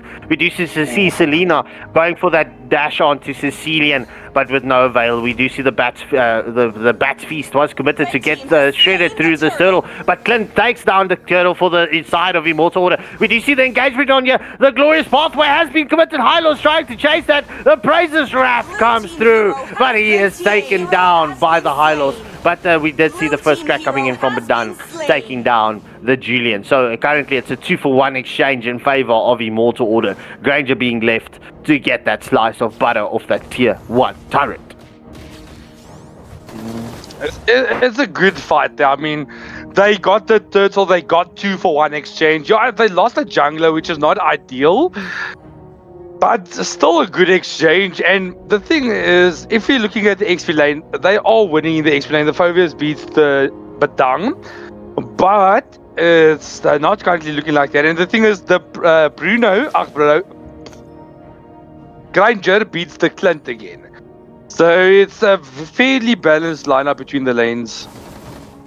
We do see that Death Sonata getting popped off from the Granger here onto Clint. But Clint's going through all of that. It's, the Sanguine Claws just landing onto Natalia. Immortal Order is currently keeping the Grok and Granger here hostage under this tier 1 turret. We do see Death going for that jungle invade. My question is, will we see the Grok scouting him out? Why did you move? The Grok wasn't even nearby going to the bush. Bro, he panicked. I swear. He's like, no, not again. I died so much last game. Leave me alone. And he ran away. So, interesting build coming here from Death Eater. He's going for the glass cannon build that you usually see. So that's going to be a lot of damage, but he's going to be squishy. We do see Granger stealing that gold away from the Clint. However, we do see the rotation coming in from Dime Dozen, trying to get this focus on here onto the bot lane. We do see Phobius' lane, and the XP lane is pushing onto that tier 1 turret, getting that shield boost. The second turtle has been spawned. We do see the first crack landing onto Clint as Grok finishes off Death Eater. Will Hylos be able to escape here? Yes, sir. He is out of this mix. Oh, but we do see the wall coming on from Badang. Once more, glorious pathway has been committed. The Batch Feast has been casted into the mix. It is currently a 3-for-1 exchange. This allows Immortal Order to pick up the second turtle of the match. Red team has slain the turtle. Yeah, so a good job there for Dozen Diamonds, taking the Clint down in a 2v1. But I mean, Immortal Order knew 2 ultimates were gone, so they capitalized, taking the turtle, taking the kills, and getting the advantage. Oh, we do see Julian getting stunned up by that wall. Will we see the Julian fall here? Yes! Selena does finish it off with that abyssal arrow, but we do see the first crack coming in from Badang onto, who's that? Coquette. Oh, but he flickers out. He is into safety as he will recall back to the fountain, ladies and gentlemen. But we do see Immortal Order trying to get the tier 1 turret in the mid lane, but the wall comes in from Grok, just allowing Immortal Order to stay away a little bit longer. But Phobius is into the mix as well. In the meantime, we do see Granger taking down the tier 1 turret in the bot lane. Clint not defending his lane. Blue team turret. I mean, I would give the bot for the mid lane tower anytime, and they got it. So currently, bro, if they put the Julian is going top lane to split push there, if they keep the team here in the lane, get the top lane, that's instant advantage. The next turtle is up in 50 seconds. So this will be a good advantage. BC going there for the cut. Jake's just camping out. This is good play so far coming out from Immortal Order. I would like to see them just continue with the discipline and not chasing heals. Yeah, well, it's currently the chase onto objectives, but we do see Phobius is onto Fredrin. We do see the Sanguine Claws does displace the Grok. However, we do see that knockback coming in from the Grok. However, no follow through just yet, but Clint takes a lot of damage from the Badang in the bot lane. But there was the first kills coming out from Badang, so yeah, it's a good exchange so far. The thing is that Badang is currently struggling with the gold, so they are definitely focusing on the correct plays. I mean, this is a 5-man on the turtle. if they take this turtle. But once again, bro, Death Eater is low. But there's a beautiful technology charge. Follow up there from the Grange that will get a kill onto Jakes. But there's a glorious so just to secure the escape. But Coquette is looking for the angles. The turtle got stolen. Retry-gapped by Berlin. Fredrin coming in clutch with that turtle steal. However, Immortal Order is not backing off here as Death Eater gets sniped down from the Granger with that Death Sonata. Bro, once again, Death Eater should have been back at base like 3 minutes ago. But yeah, like his aggressive playstyle does. Sometimes it works well, but tonight is not working, bro. Go back to base. As we do see the glorious pathway from the idols has been committed. Yo, Shroomsy is being forced to watch how he steams plays. You can definitely hear it in his casting. But yeah, just past the 8-minute mark, it's a 3-kill advantage in favor of Immortal Order as well as a 1k gold lead. So Beastly just pretty much zoning out everyone from a dime dozen at this moment. Just waiting for the setup. Yeah, the first Lord of the match is 60 seconds away. We do see the stun onto Grok. What is this focusing onto the Grok as Ego gets... Oh! He nearly gets taken down, but we do see the Bat's Feast has been committed from Sicilian. The Skypius approx from Clint. However, Glorious Pathway has been committed. It's currently a triple kill for Clint. Will he get that maniac? Will he get it? That's the question. Diamond! The timer for Maniac has run out. Jakes gets the kill onto Selena. That Death Sonata has been popped off. Oh, Skypius approx from Mlbb. So Beastly is taken down. And that's a double kill. Bro, that flicker. Your Maniac timer was over, bro. There's no need to flicker for that. But I mean, if he got that kill, he would have paid off. But I mean, the Lord is up, and now Clint is dead for the next 15 seconds. So they need to stall out this Lord. And Jake, bro, needs to recall. He is at half HP. Yeah, you will see the Phobias recalling at this moment. Grok is chasing Sicilian. He does catch him with the wall. The Bat's Feast has been committed from the Sicilian. We do see the knock-up onto Sicilian. Will Sicilian be able to escape here? See Beastly into the mix as Phobias comes to the rescue as well. Sicilian survives the onslaught of Dime Dozen. Yeah, that was a good survivability coming out there from Coquette. So, with that being said, Jake's doing a very good position here, trying to get onto the back line. This is what I'm liking. They're splitting up, getting them from both angles, but they need to watch out to not over-split their damage. So, this is a beautiful Lord dodge coming out, but Beastly is taken low. He commits a glorious pathway, but Fredrin will be taken down by Clint. The Skypius approx, but Beastly is doing a lot of... not Beastly, Death Eater, but there's the first crack. Ego gets the kill. So this is going to be a 2-for-nothing exchange, and they are chasing more, but I think, yeah, this they show you the discipline, rather backing off, taking the Lord objective. Yo, Selena backs a punch. Nearly catching Sir Beastly. What a clutch. Yeah, so first Lord of the match does go in favor of Immortal Order. We will see this Lord storming down in the mid lane. Currently, Clint is going for that jungle invade, just trying to get some more gold up. Just looking at the itemization here, Granger does have 40 stacks on his Skypiercer, and Clint has got 31 stacks. Both MMs for both teams does have a bounty on their heads. So it's going to all come down to the mid lane. It's a 4v5 in the mid lane, 4v4. So, but they do have still all the holy shields. So I think the best Immortal Order Python can do with this exchange is get all the holy shields popping, all the tier 2 turrets down. Other than that, I don't think you want to overextend more. Take all the jungle that you can and take the tier 2 turrets and just fall back. Yeah, like you said, just fall back, slow the game a bit down just for a quick second, wait for Dime Dozen to overextend and go for the pickoffs. But I mean, look, I'm not gonna lie, Granger is going to pack a punch at this moment. Granger is getting his items that he needs. They need to be respectful of the Granger. He does have more gold than the Clint. Yeah, and he's going for that full burst, so he's got the Malefic Roar with a BOD and Skypius, so he's going more of a bursty build, which is not a bad idea on the Granger, and he's going to really, as you said, back a punch. Granger is going to start to hurt, especially against the frontliners, because I'm not seeing anti-cuirass. The only one that has it is Hylos. Fovia still needs anti-cuirass, and this Granger is going to have free. Oh, we do see the first crack coming in from and lands onto the cliff. We do see the glorious pathway has been committed. Granger into the mix. He does pop off his first kill and the Detonatas. So Beastly so low at this moment. Grok barely escapes. He uses that tectonic charge to escape the clutches. The Praetor's Wrath does land on the cliff, but Selena comes in with that flame shot. Headshot snipe. So we saw a double engagement to the backlines. Badang went for the backline of Pydion, and the Hylos went for Anoop. So bit of a splittation here, but Pydion needs to get out here. Jakes is overstepping a bit, but Coquette also in danger. So with that being said, 2 players has fallen from Pydion, and Diamond Dozens has the opportunity now to go for this advantage, get maybe the mid or top tier turret down, because they are lacking a bit on the turret advantage.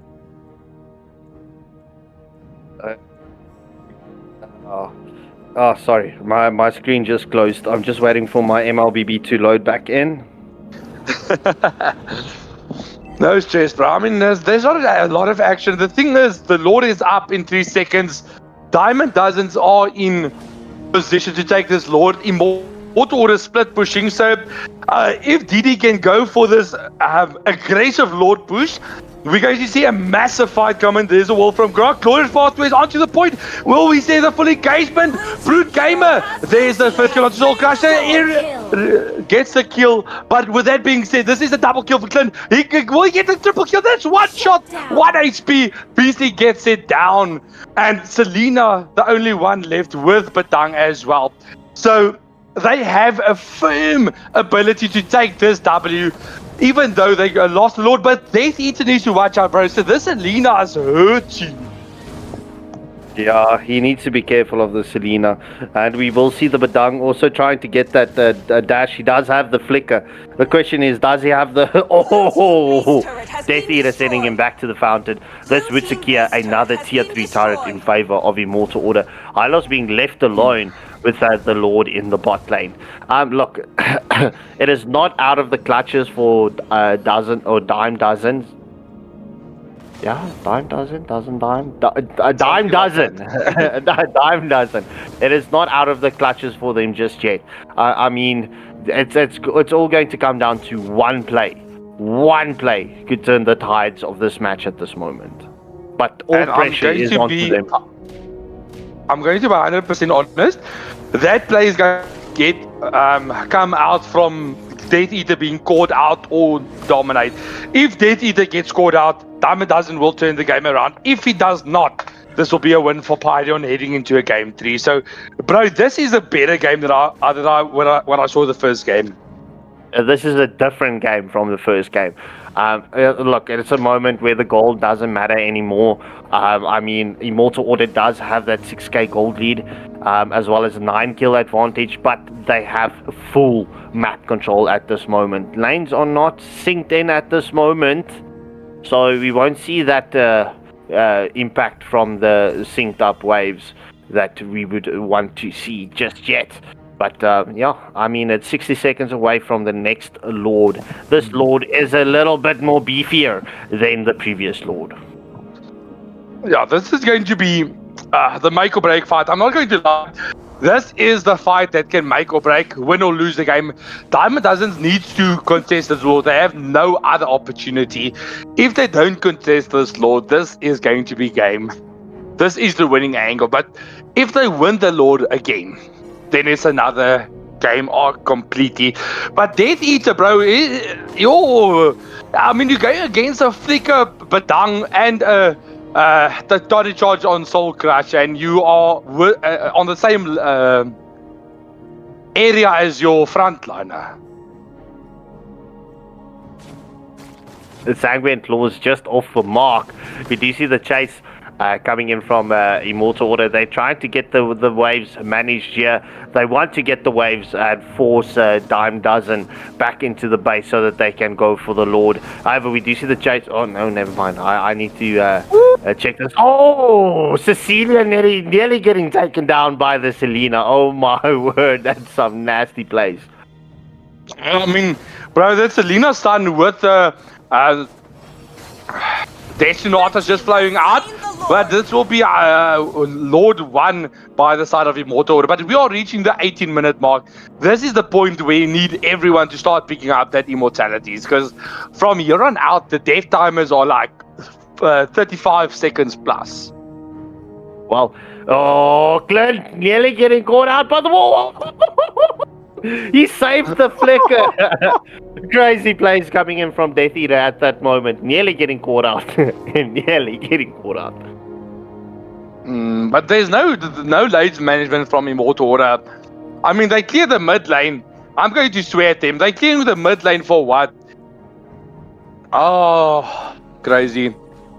So we do see the Lord is into the base of Dime Dozen. We do see the engagement onto Grok. Over Glorious Pathway has been committed from the high loss. We do see Clint picking up that killing spree. It's a double kill coming in from the Clint at this moment as Badag has been taken down as well. Will we see? Oh, it's the game has ended before Death could pick up his triple kill.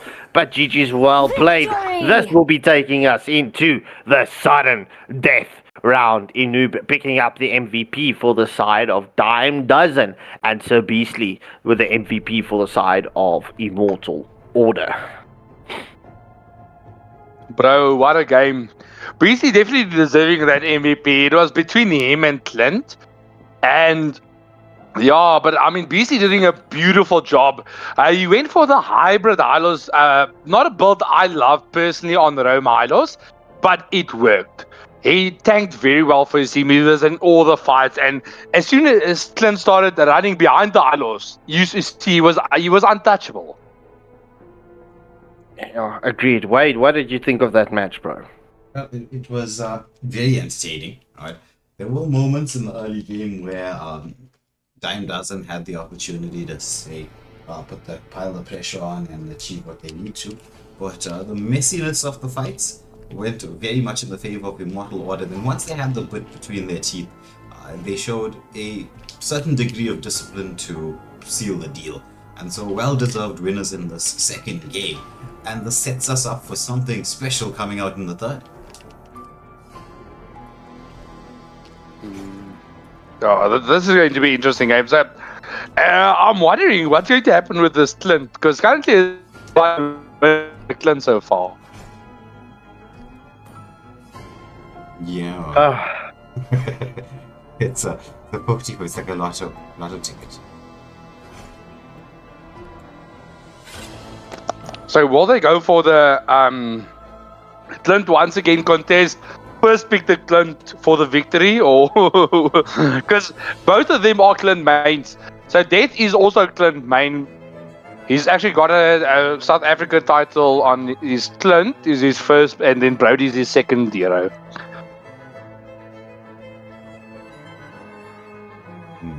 I see.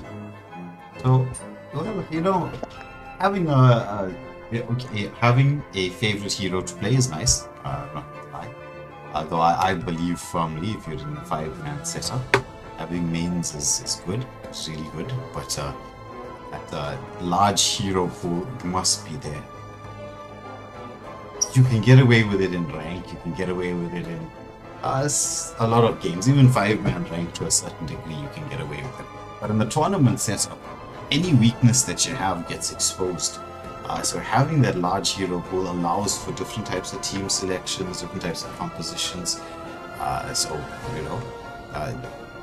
Granted, the two marksmen did very well in Inoob in the first game, Death Eater in the second, so we'll see how they do in the third. Maybe we'll have both those heroes or all those heroes being banned out, and we'll get to see which marksman is going to be winning it in the third.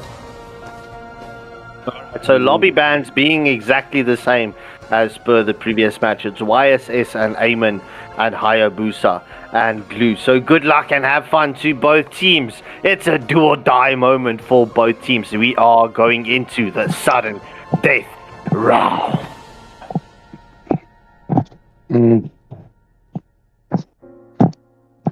So yeah, I mean, bro, I'm loving Immortal Pyrion actually playing very well in that second game, going for the objective gameplay, and it worked. As soon as they went for objective, they slowly started getting kills and gold, and then from there on out, they just snowballed from there on out. So it was a very good game. So with the third game, both teams did feel out each other. We will see. I think this will be a cracker of a third game. Most Chivalry is Respect dead. bands coming Your out. team is Very banning. fast. It's Lunox on one end, Clint on the other. So not heroes we typically see being banned out, but being banned out now as a consequence of the previous games. Lunox, with that ban also in it, I think we might see a bit more of a Experience the tankier youth lineup of of suffering. Rebel Order by getting rid of that Lunox, but let's see. Granger being banned as well, so continuing with the theme of respect bans. Yeah, so with that being said, I don't know if they're going to, or what they're going to take out as a last ban. Maybe that Hylos or the Grok. Yeah, I think Hylos, bro, Beastly's Hylos was just crazy. They couldn't get past him. Yeah. Though, to be fair, they didn't really have heroes with the backline, with good backline dive potential. And I think Selena didn't really work as well as they thought it would. Let's hear from the crowd. Did get a few Make pickups some in the early noise for game, yours but, truly. overall in the big fights wasn't as effective. Yeah, that's the thing. Light me up and watch the world. Yeah, but okay, there the Xbox was left open this time. What's go again? Brute goes for the Xbox, but CC has already been picked up, which does very well. It's the automatic win for the CC in lane.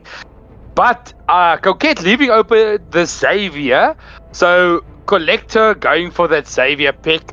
This is going to be a great game so far, I think. That CC pick is a very, very good one. Especially into an Xbox, but that wasn't planned, obviously. I can defuse all the bombs. Or I try. I don't know. I don't know what to say about the Cyclops pick. No, my brood, like, still alive. like, no, no.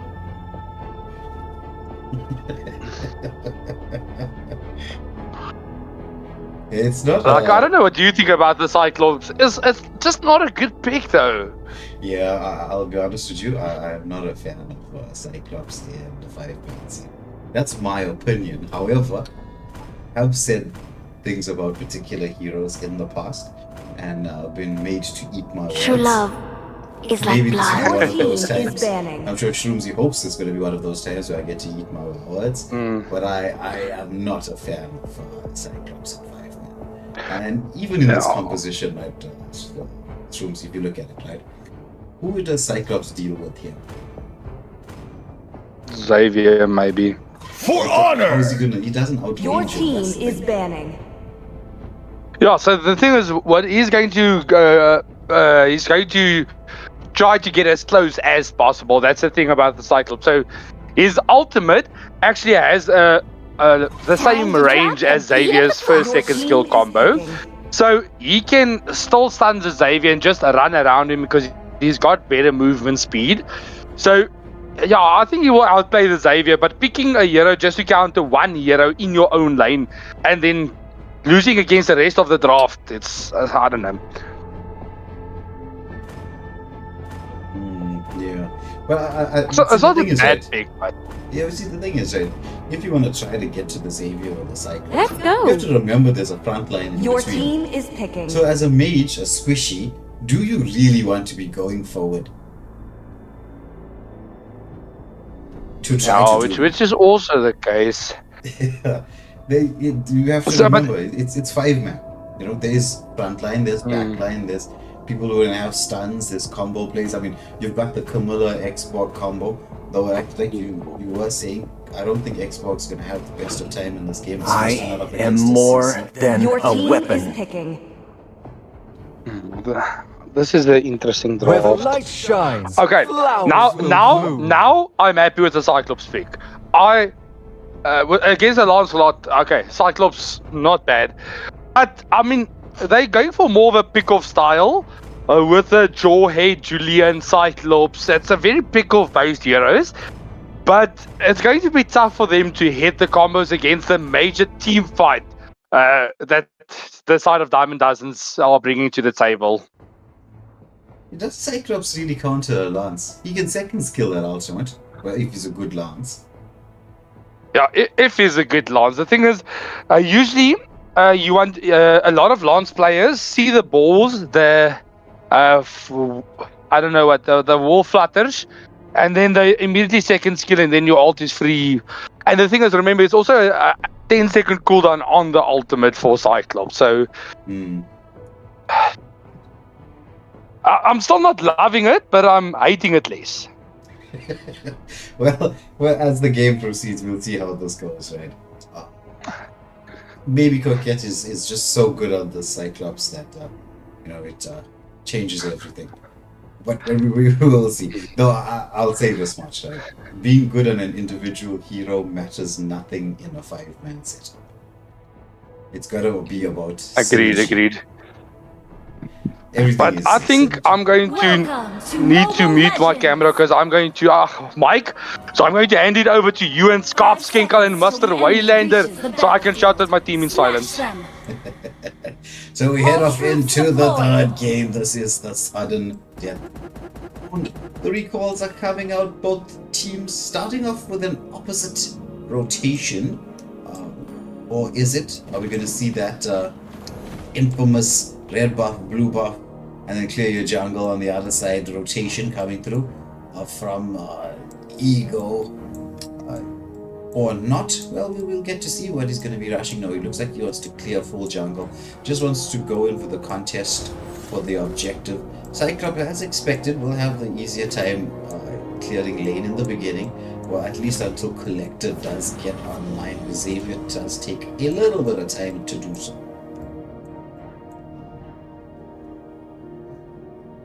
Lance just clearing his minion waves there. There's going to be a tiny bit of his second skills out of the damage coming in from the Cyclops. For the X-Borg, that's CC not having the nicest time. Having a nice time, I should say, up against the X-Borg. Just melting the frog armor ever so quickly. So I'm not sure what Diamond Dozen were thinking when they made that particular pick and draft. Maybe they were just going for something comfortable. I will say that there will be all the flickers come out from both the players here as Xavier manages to get to a bit of safety. But I will say this about the X-Borg. If he can survive this initial onslaught from the CC and just be patient, once you hit beyond the 5-minute marks, that's when he'll become really effective. But he cannot lose too much. Jawhead wants to go and gets stunned up by the CC side. Very patient start so far from both teams. I mean, you gotta have to play it patient. So yeah, I think I'll just join you for the game. Looks like Scorpskinkel's missing in action, but I mean, oh bro, there's Joyd overstepping under the turret, gets double comboed, stun, petrify, stun. I mean, why? Yeah. My apology. I received a phone call, so I just needed to step away for a quick moment. Sorry, Shumzi, just take over. Just for a second, I just want to see what's going on with the draft. All right, Daddy. I'll get this copy. So yeah, I mean, interesting game so far. There is a critical from the CC, so we will see most of the Farag armor being taken down. But this is the no wall plays coming in, so this is going to be a very good game. There's Lars going in with the Phantom Execution. Death gets a stun out, but the Retro has been committed, but I overstepped, and there is the Kamehameha taking Death Eater down. But Brute is into the backline looking for the opportunity onto CC. The last Insanity is not on point. Cyclops there with a stun, and Joyd actually throws Cyclops closer to the enemy to get his combos, but Collector will be taken down by Ego. That Joyd throw is something that is, I don't know, as a skill, if I have a Joyd teammate, I get a little bit worried, you know? Sometimes. You know what I mean. I mean, the question is, will it be a defensive throw or will it be an offensive throw for your enemy team? Sometimes you just get thrown sometimes in a direction you weren't expecting to go there, and they don't warn you there's Joy. He's trying to go in onto the Aerodel. She does manage to get away with the curse, but it lands onto 2. But we see the follow-up. It's Joy being taken out, but there's the Julian. He throws that first skill combination. He's trying to attack everybody, but he gets taken down as well. It's another kill going the way of Collector as he gets the shutdown onto Julian. They're gonna force everybody back, and so Iridel is gonna start eating up a little bit more gold from this turret by the time Brody makes his way across. Yeah, we do see the X-Borg. You does pop that last insanity onto CC. The curtain call is into the mix, but that Dawning Light comes in and takes down Jakes. Oh, that was a clutch battle between the CC and the X-Borg, but Xavier just coming in with the snipe. That Dawning Light, definitely on point. Brody wants to chase down the Aerodel, but there's Camilla. Nice second skill coming out from Jesse. He's trying to build his stacks up here. There's one stack onto the Aerodel, but that has faded. The next turtle of the match is up. Roquette with the Cyclops, taking it quite low. Lancelot in the mix there, waiting very patiently. Xavier taking a lot of damage. It's going to be Aerodel who manages to get the turtle, and they manage to get back out as well. The Dawning Light being thrown, this is the thing with that Dawning Light copy. It can be used so well to just maintain lanes and not too much of pressure. 100%, yeah, bro. I mean, that is one of the things that the Dawning Light can be utilized for, or it can come in for clutch steals on, like, Lord objectives or Turtle objectives. I mean, if your timing is right, you can clutch that steal from afar. Yeah, exactly. And you know, once he picks up that Wishing Lantern,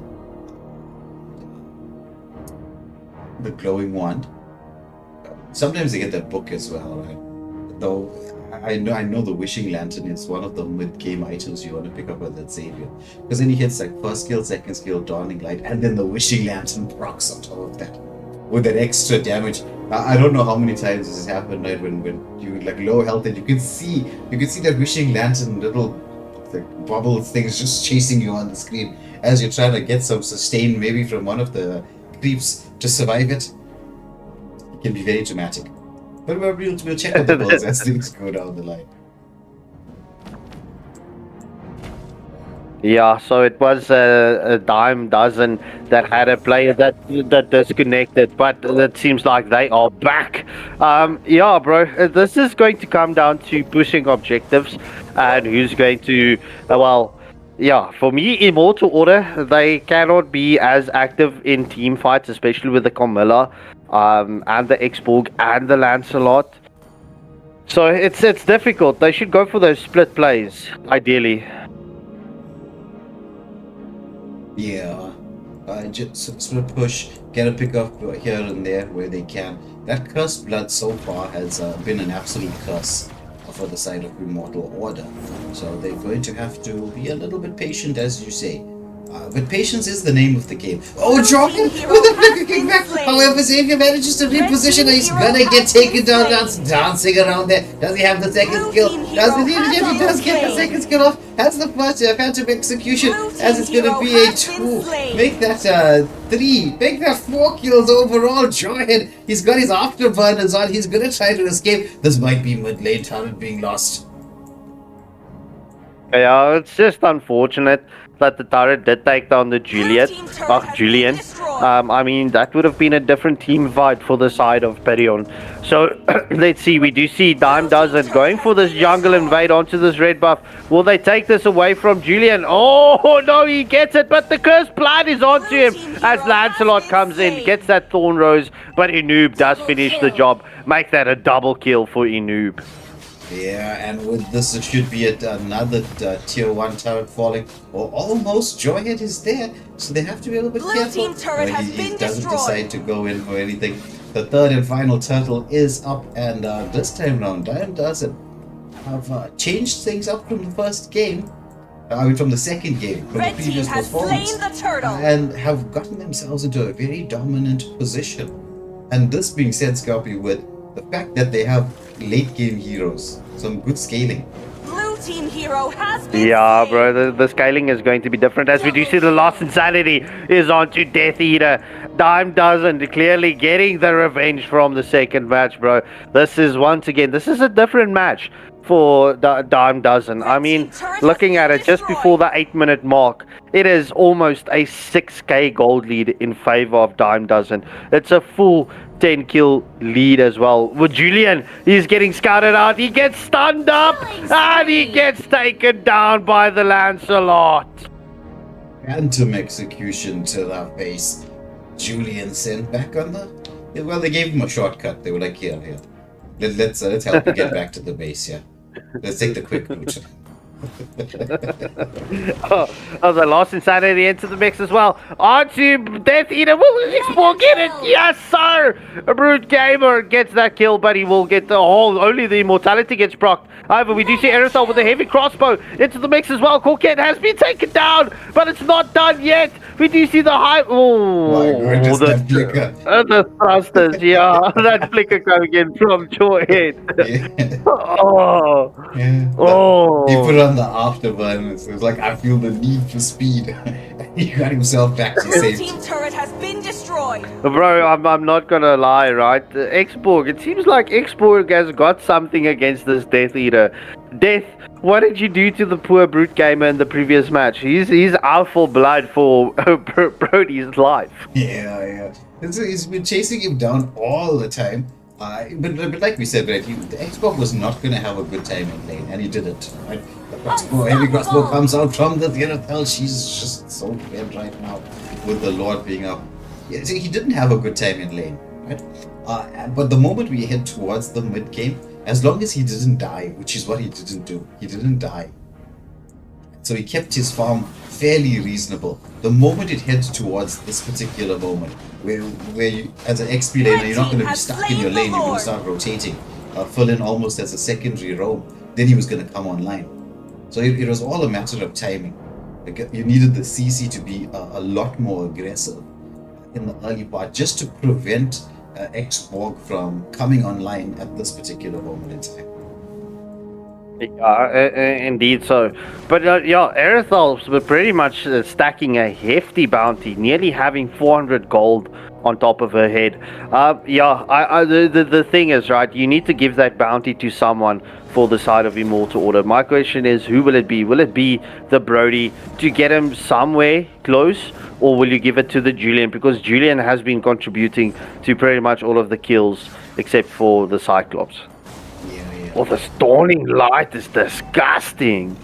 Oh, the Curse Blood does land onto one, but yeah, the Dawning Light is doing a lot of damage. Brody is building up his stack, does get the Tournament memory. Yes, he does, but Killmonger somehow escaped. And then the Dawning Light once more, just forcing everybody back. So lots of skills, but nothing happening. See, what you're mentioning there, Scrappy, is something very important. It also ties up with what I was saying about the Xborg as well. You got to understand your power spikes. Now, see, for instance, you came from a League of Legends background, I came from a Dota 2 background. There now, because the maps are larger, you kind of get used to the fact that you have to understand power spikes. You gotta know what the item builds are going to be like for your enemies, when you play safe or not. Oh, there's Phantom Execution coming through there, Ultimate Cyclops. It's a mega kill going the way of Lancelot, the pressure being placed here. They've got 3 people left to defend. Can they get the defense of all the Curse Blood onto everybody? The last Insanity. Will we see the follow-up? Somehow CC surviving. Well, she knows she doesn't. That's a full team wipe. The Bunyan Wave, however, here, it's in position to just try to give a little bit of a block. It's only so beastly. I think the lock is on. I think this is it. This is game, set, match. Going the way of Dime Dozen. Yeah, so ladies and gentlemen, this is our first best of 3 series in the Origins tournament. We are only in the Group A stages. So there is 6 groups, right? We will see all of these teams featuring again. So everyone in the group stages will feature everyone in their stages, and then the top 2 of each group will be advancing through But yeah, it seems like tonight was not the night for Immortal Order. Beautiful second game, clutching it to take us to a sudden death round.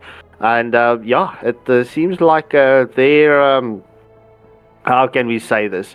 Their thorn in their foot is definitely the Erethal and Xborg. But nonetheless, GG's well played to both teams.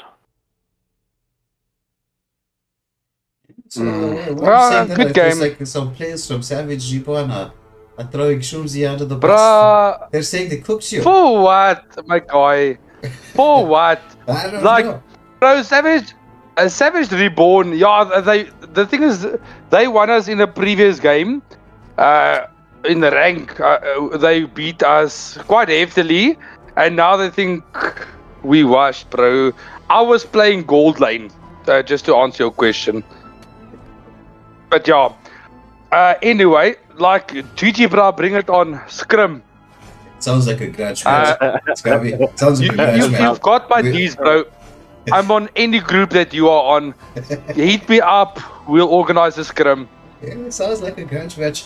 And Scarpy and I, we're in the mood for grudge matches. We've been having a lot of that on the PUBG scene. So I think it's time we bring it to the Mobile Legends one too as well.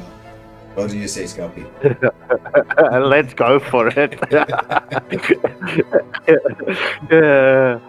Oh, this is yeah. Look, I personally also wouldn't take that one just to the side of the face. So, Shroomsy, I think it's time to send them a gift of an umbrella.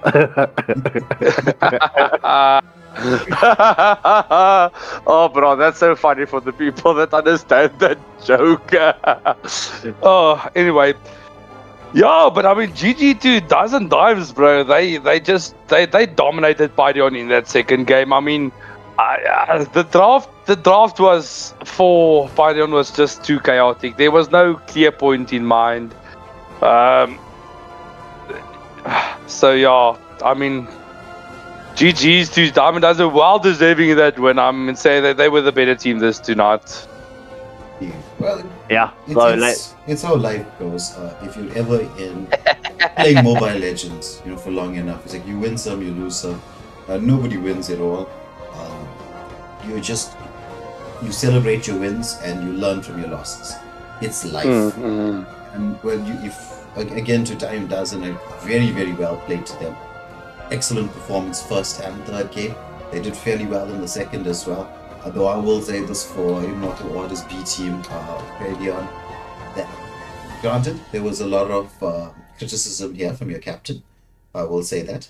Generally he's not so critical on live stream, but since it's his team, you go for it. There is the potential to do well. It's just a question of learning from your mistakes. Overextensions, moments of ill discipline, understanding power spikes, positional understanding when you have the positional advantage or not. But that's what all of life is about. It's learning. There are many people that I have seen in life who, when they take a knock on the chin, they tend to stay down. Because it's not about staying down. That's not what life is about. Everybody's going to take a knock to the chin. Whether it's a loss in a game, in a tournament, or whether it's something even worse than that that can happen to you in reality. It's a question of how many times can you get back up after you get knocked back down? Because it's gonna happen. And the winners are the people who don't quit. So that's what it's gonna be. Or that's what it comes down to, basically. 100%. And I think, honestly, I am very proud of the team here. They only started playing together as a 5-man 3 weeks back. So there's some of these players that has never played together, so they're still working out the kinks of their team. So I have to say I'm happy with the team. They have a lot of potential. Of course, they're going to get a bit of a few classes from me, but bro, watch them. They got some potential. It's always, like I said, motivation for the future. Anything that happens to you in this life is just fuel to the fire. It's just a little bit of extra in that tank that takes you through to the next phase and stage in life. But speaking of next phases and stages, we will be continuing with a couple more games from Group A and then Group B as well tomorrow. Or is it just going to be the games from Group A tomorrow? I think it's just games from Group A. We only played 2. So it's It's just Group A. Yeah. Group A tomorrow, and then we finalize Group A on the 29th of September. All right, nice. So for everybody tuning in to watch, I hope you have smashed that subscribe button, and don't forget to like and share. Because we love the entertainment and the interaction there on the live chat. I know we didn't get to call out a lot of the comments that like we normally do, and that's, if you want to blame anybody for that, blame the players. It was so entertaining. We had nothing else to do except call out what was going on in the game. Which, I mean, that's what we expect, right? We will in future, at least in these moments, in the break moments, not so much during the course of the game, but while we're on in these in-between moments, interact a lot more with you. And so we want you guys to be here, to join in on the fun and the action, support your friends, support your team, support the players that you love. Right here, live, Waylander Gaming, the Origins tournament, and we're going to see who's going to take home their share of the 3K cash prize pool at the end of this tournament.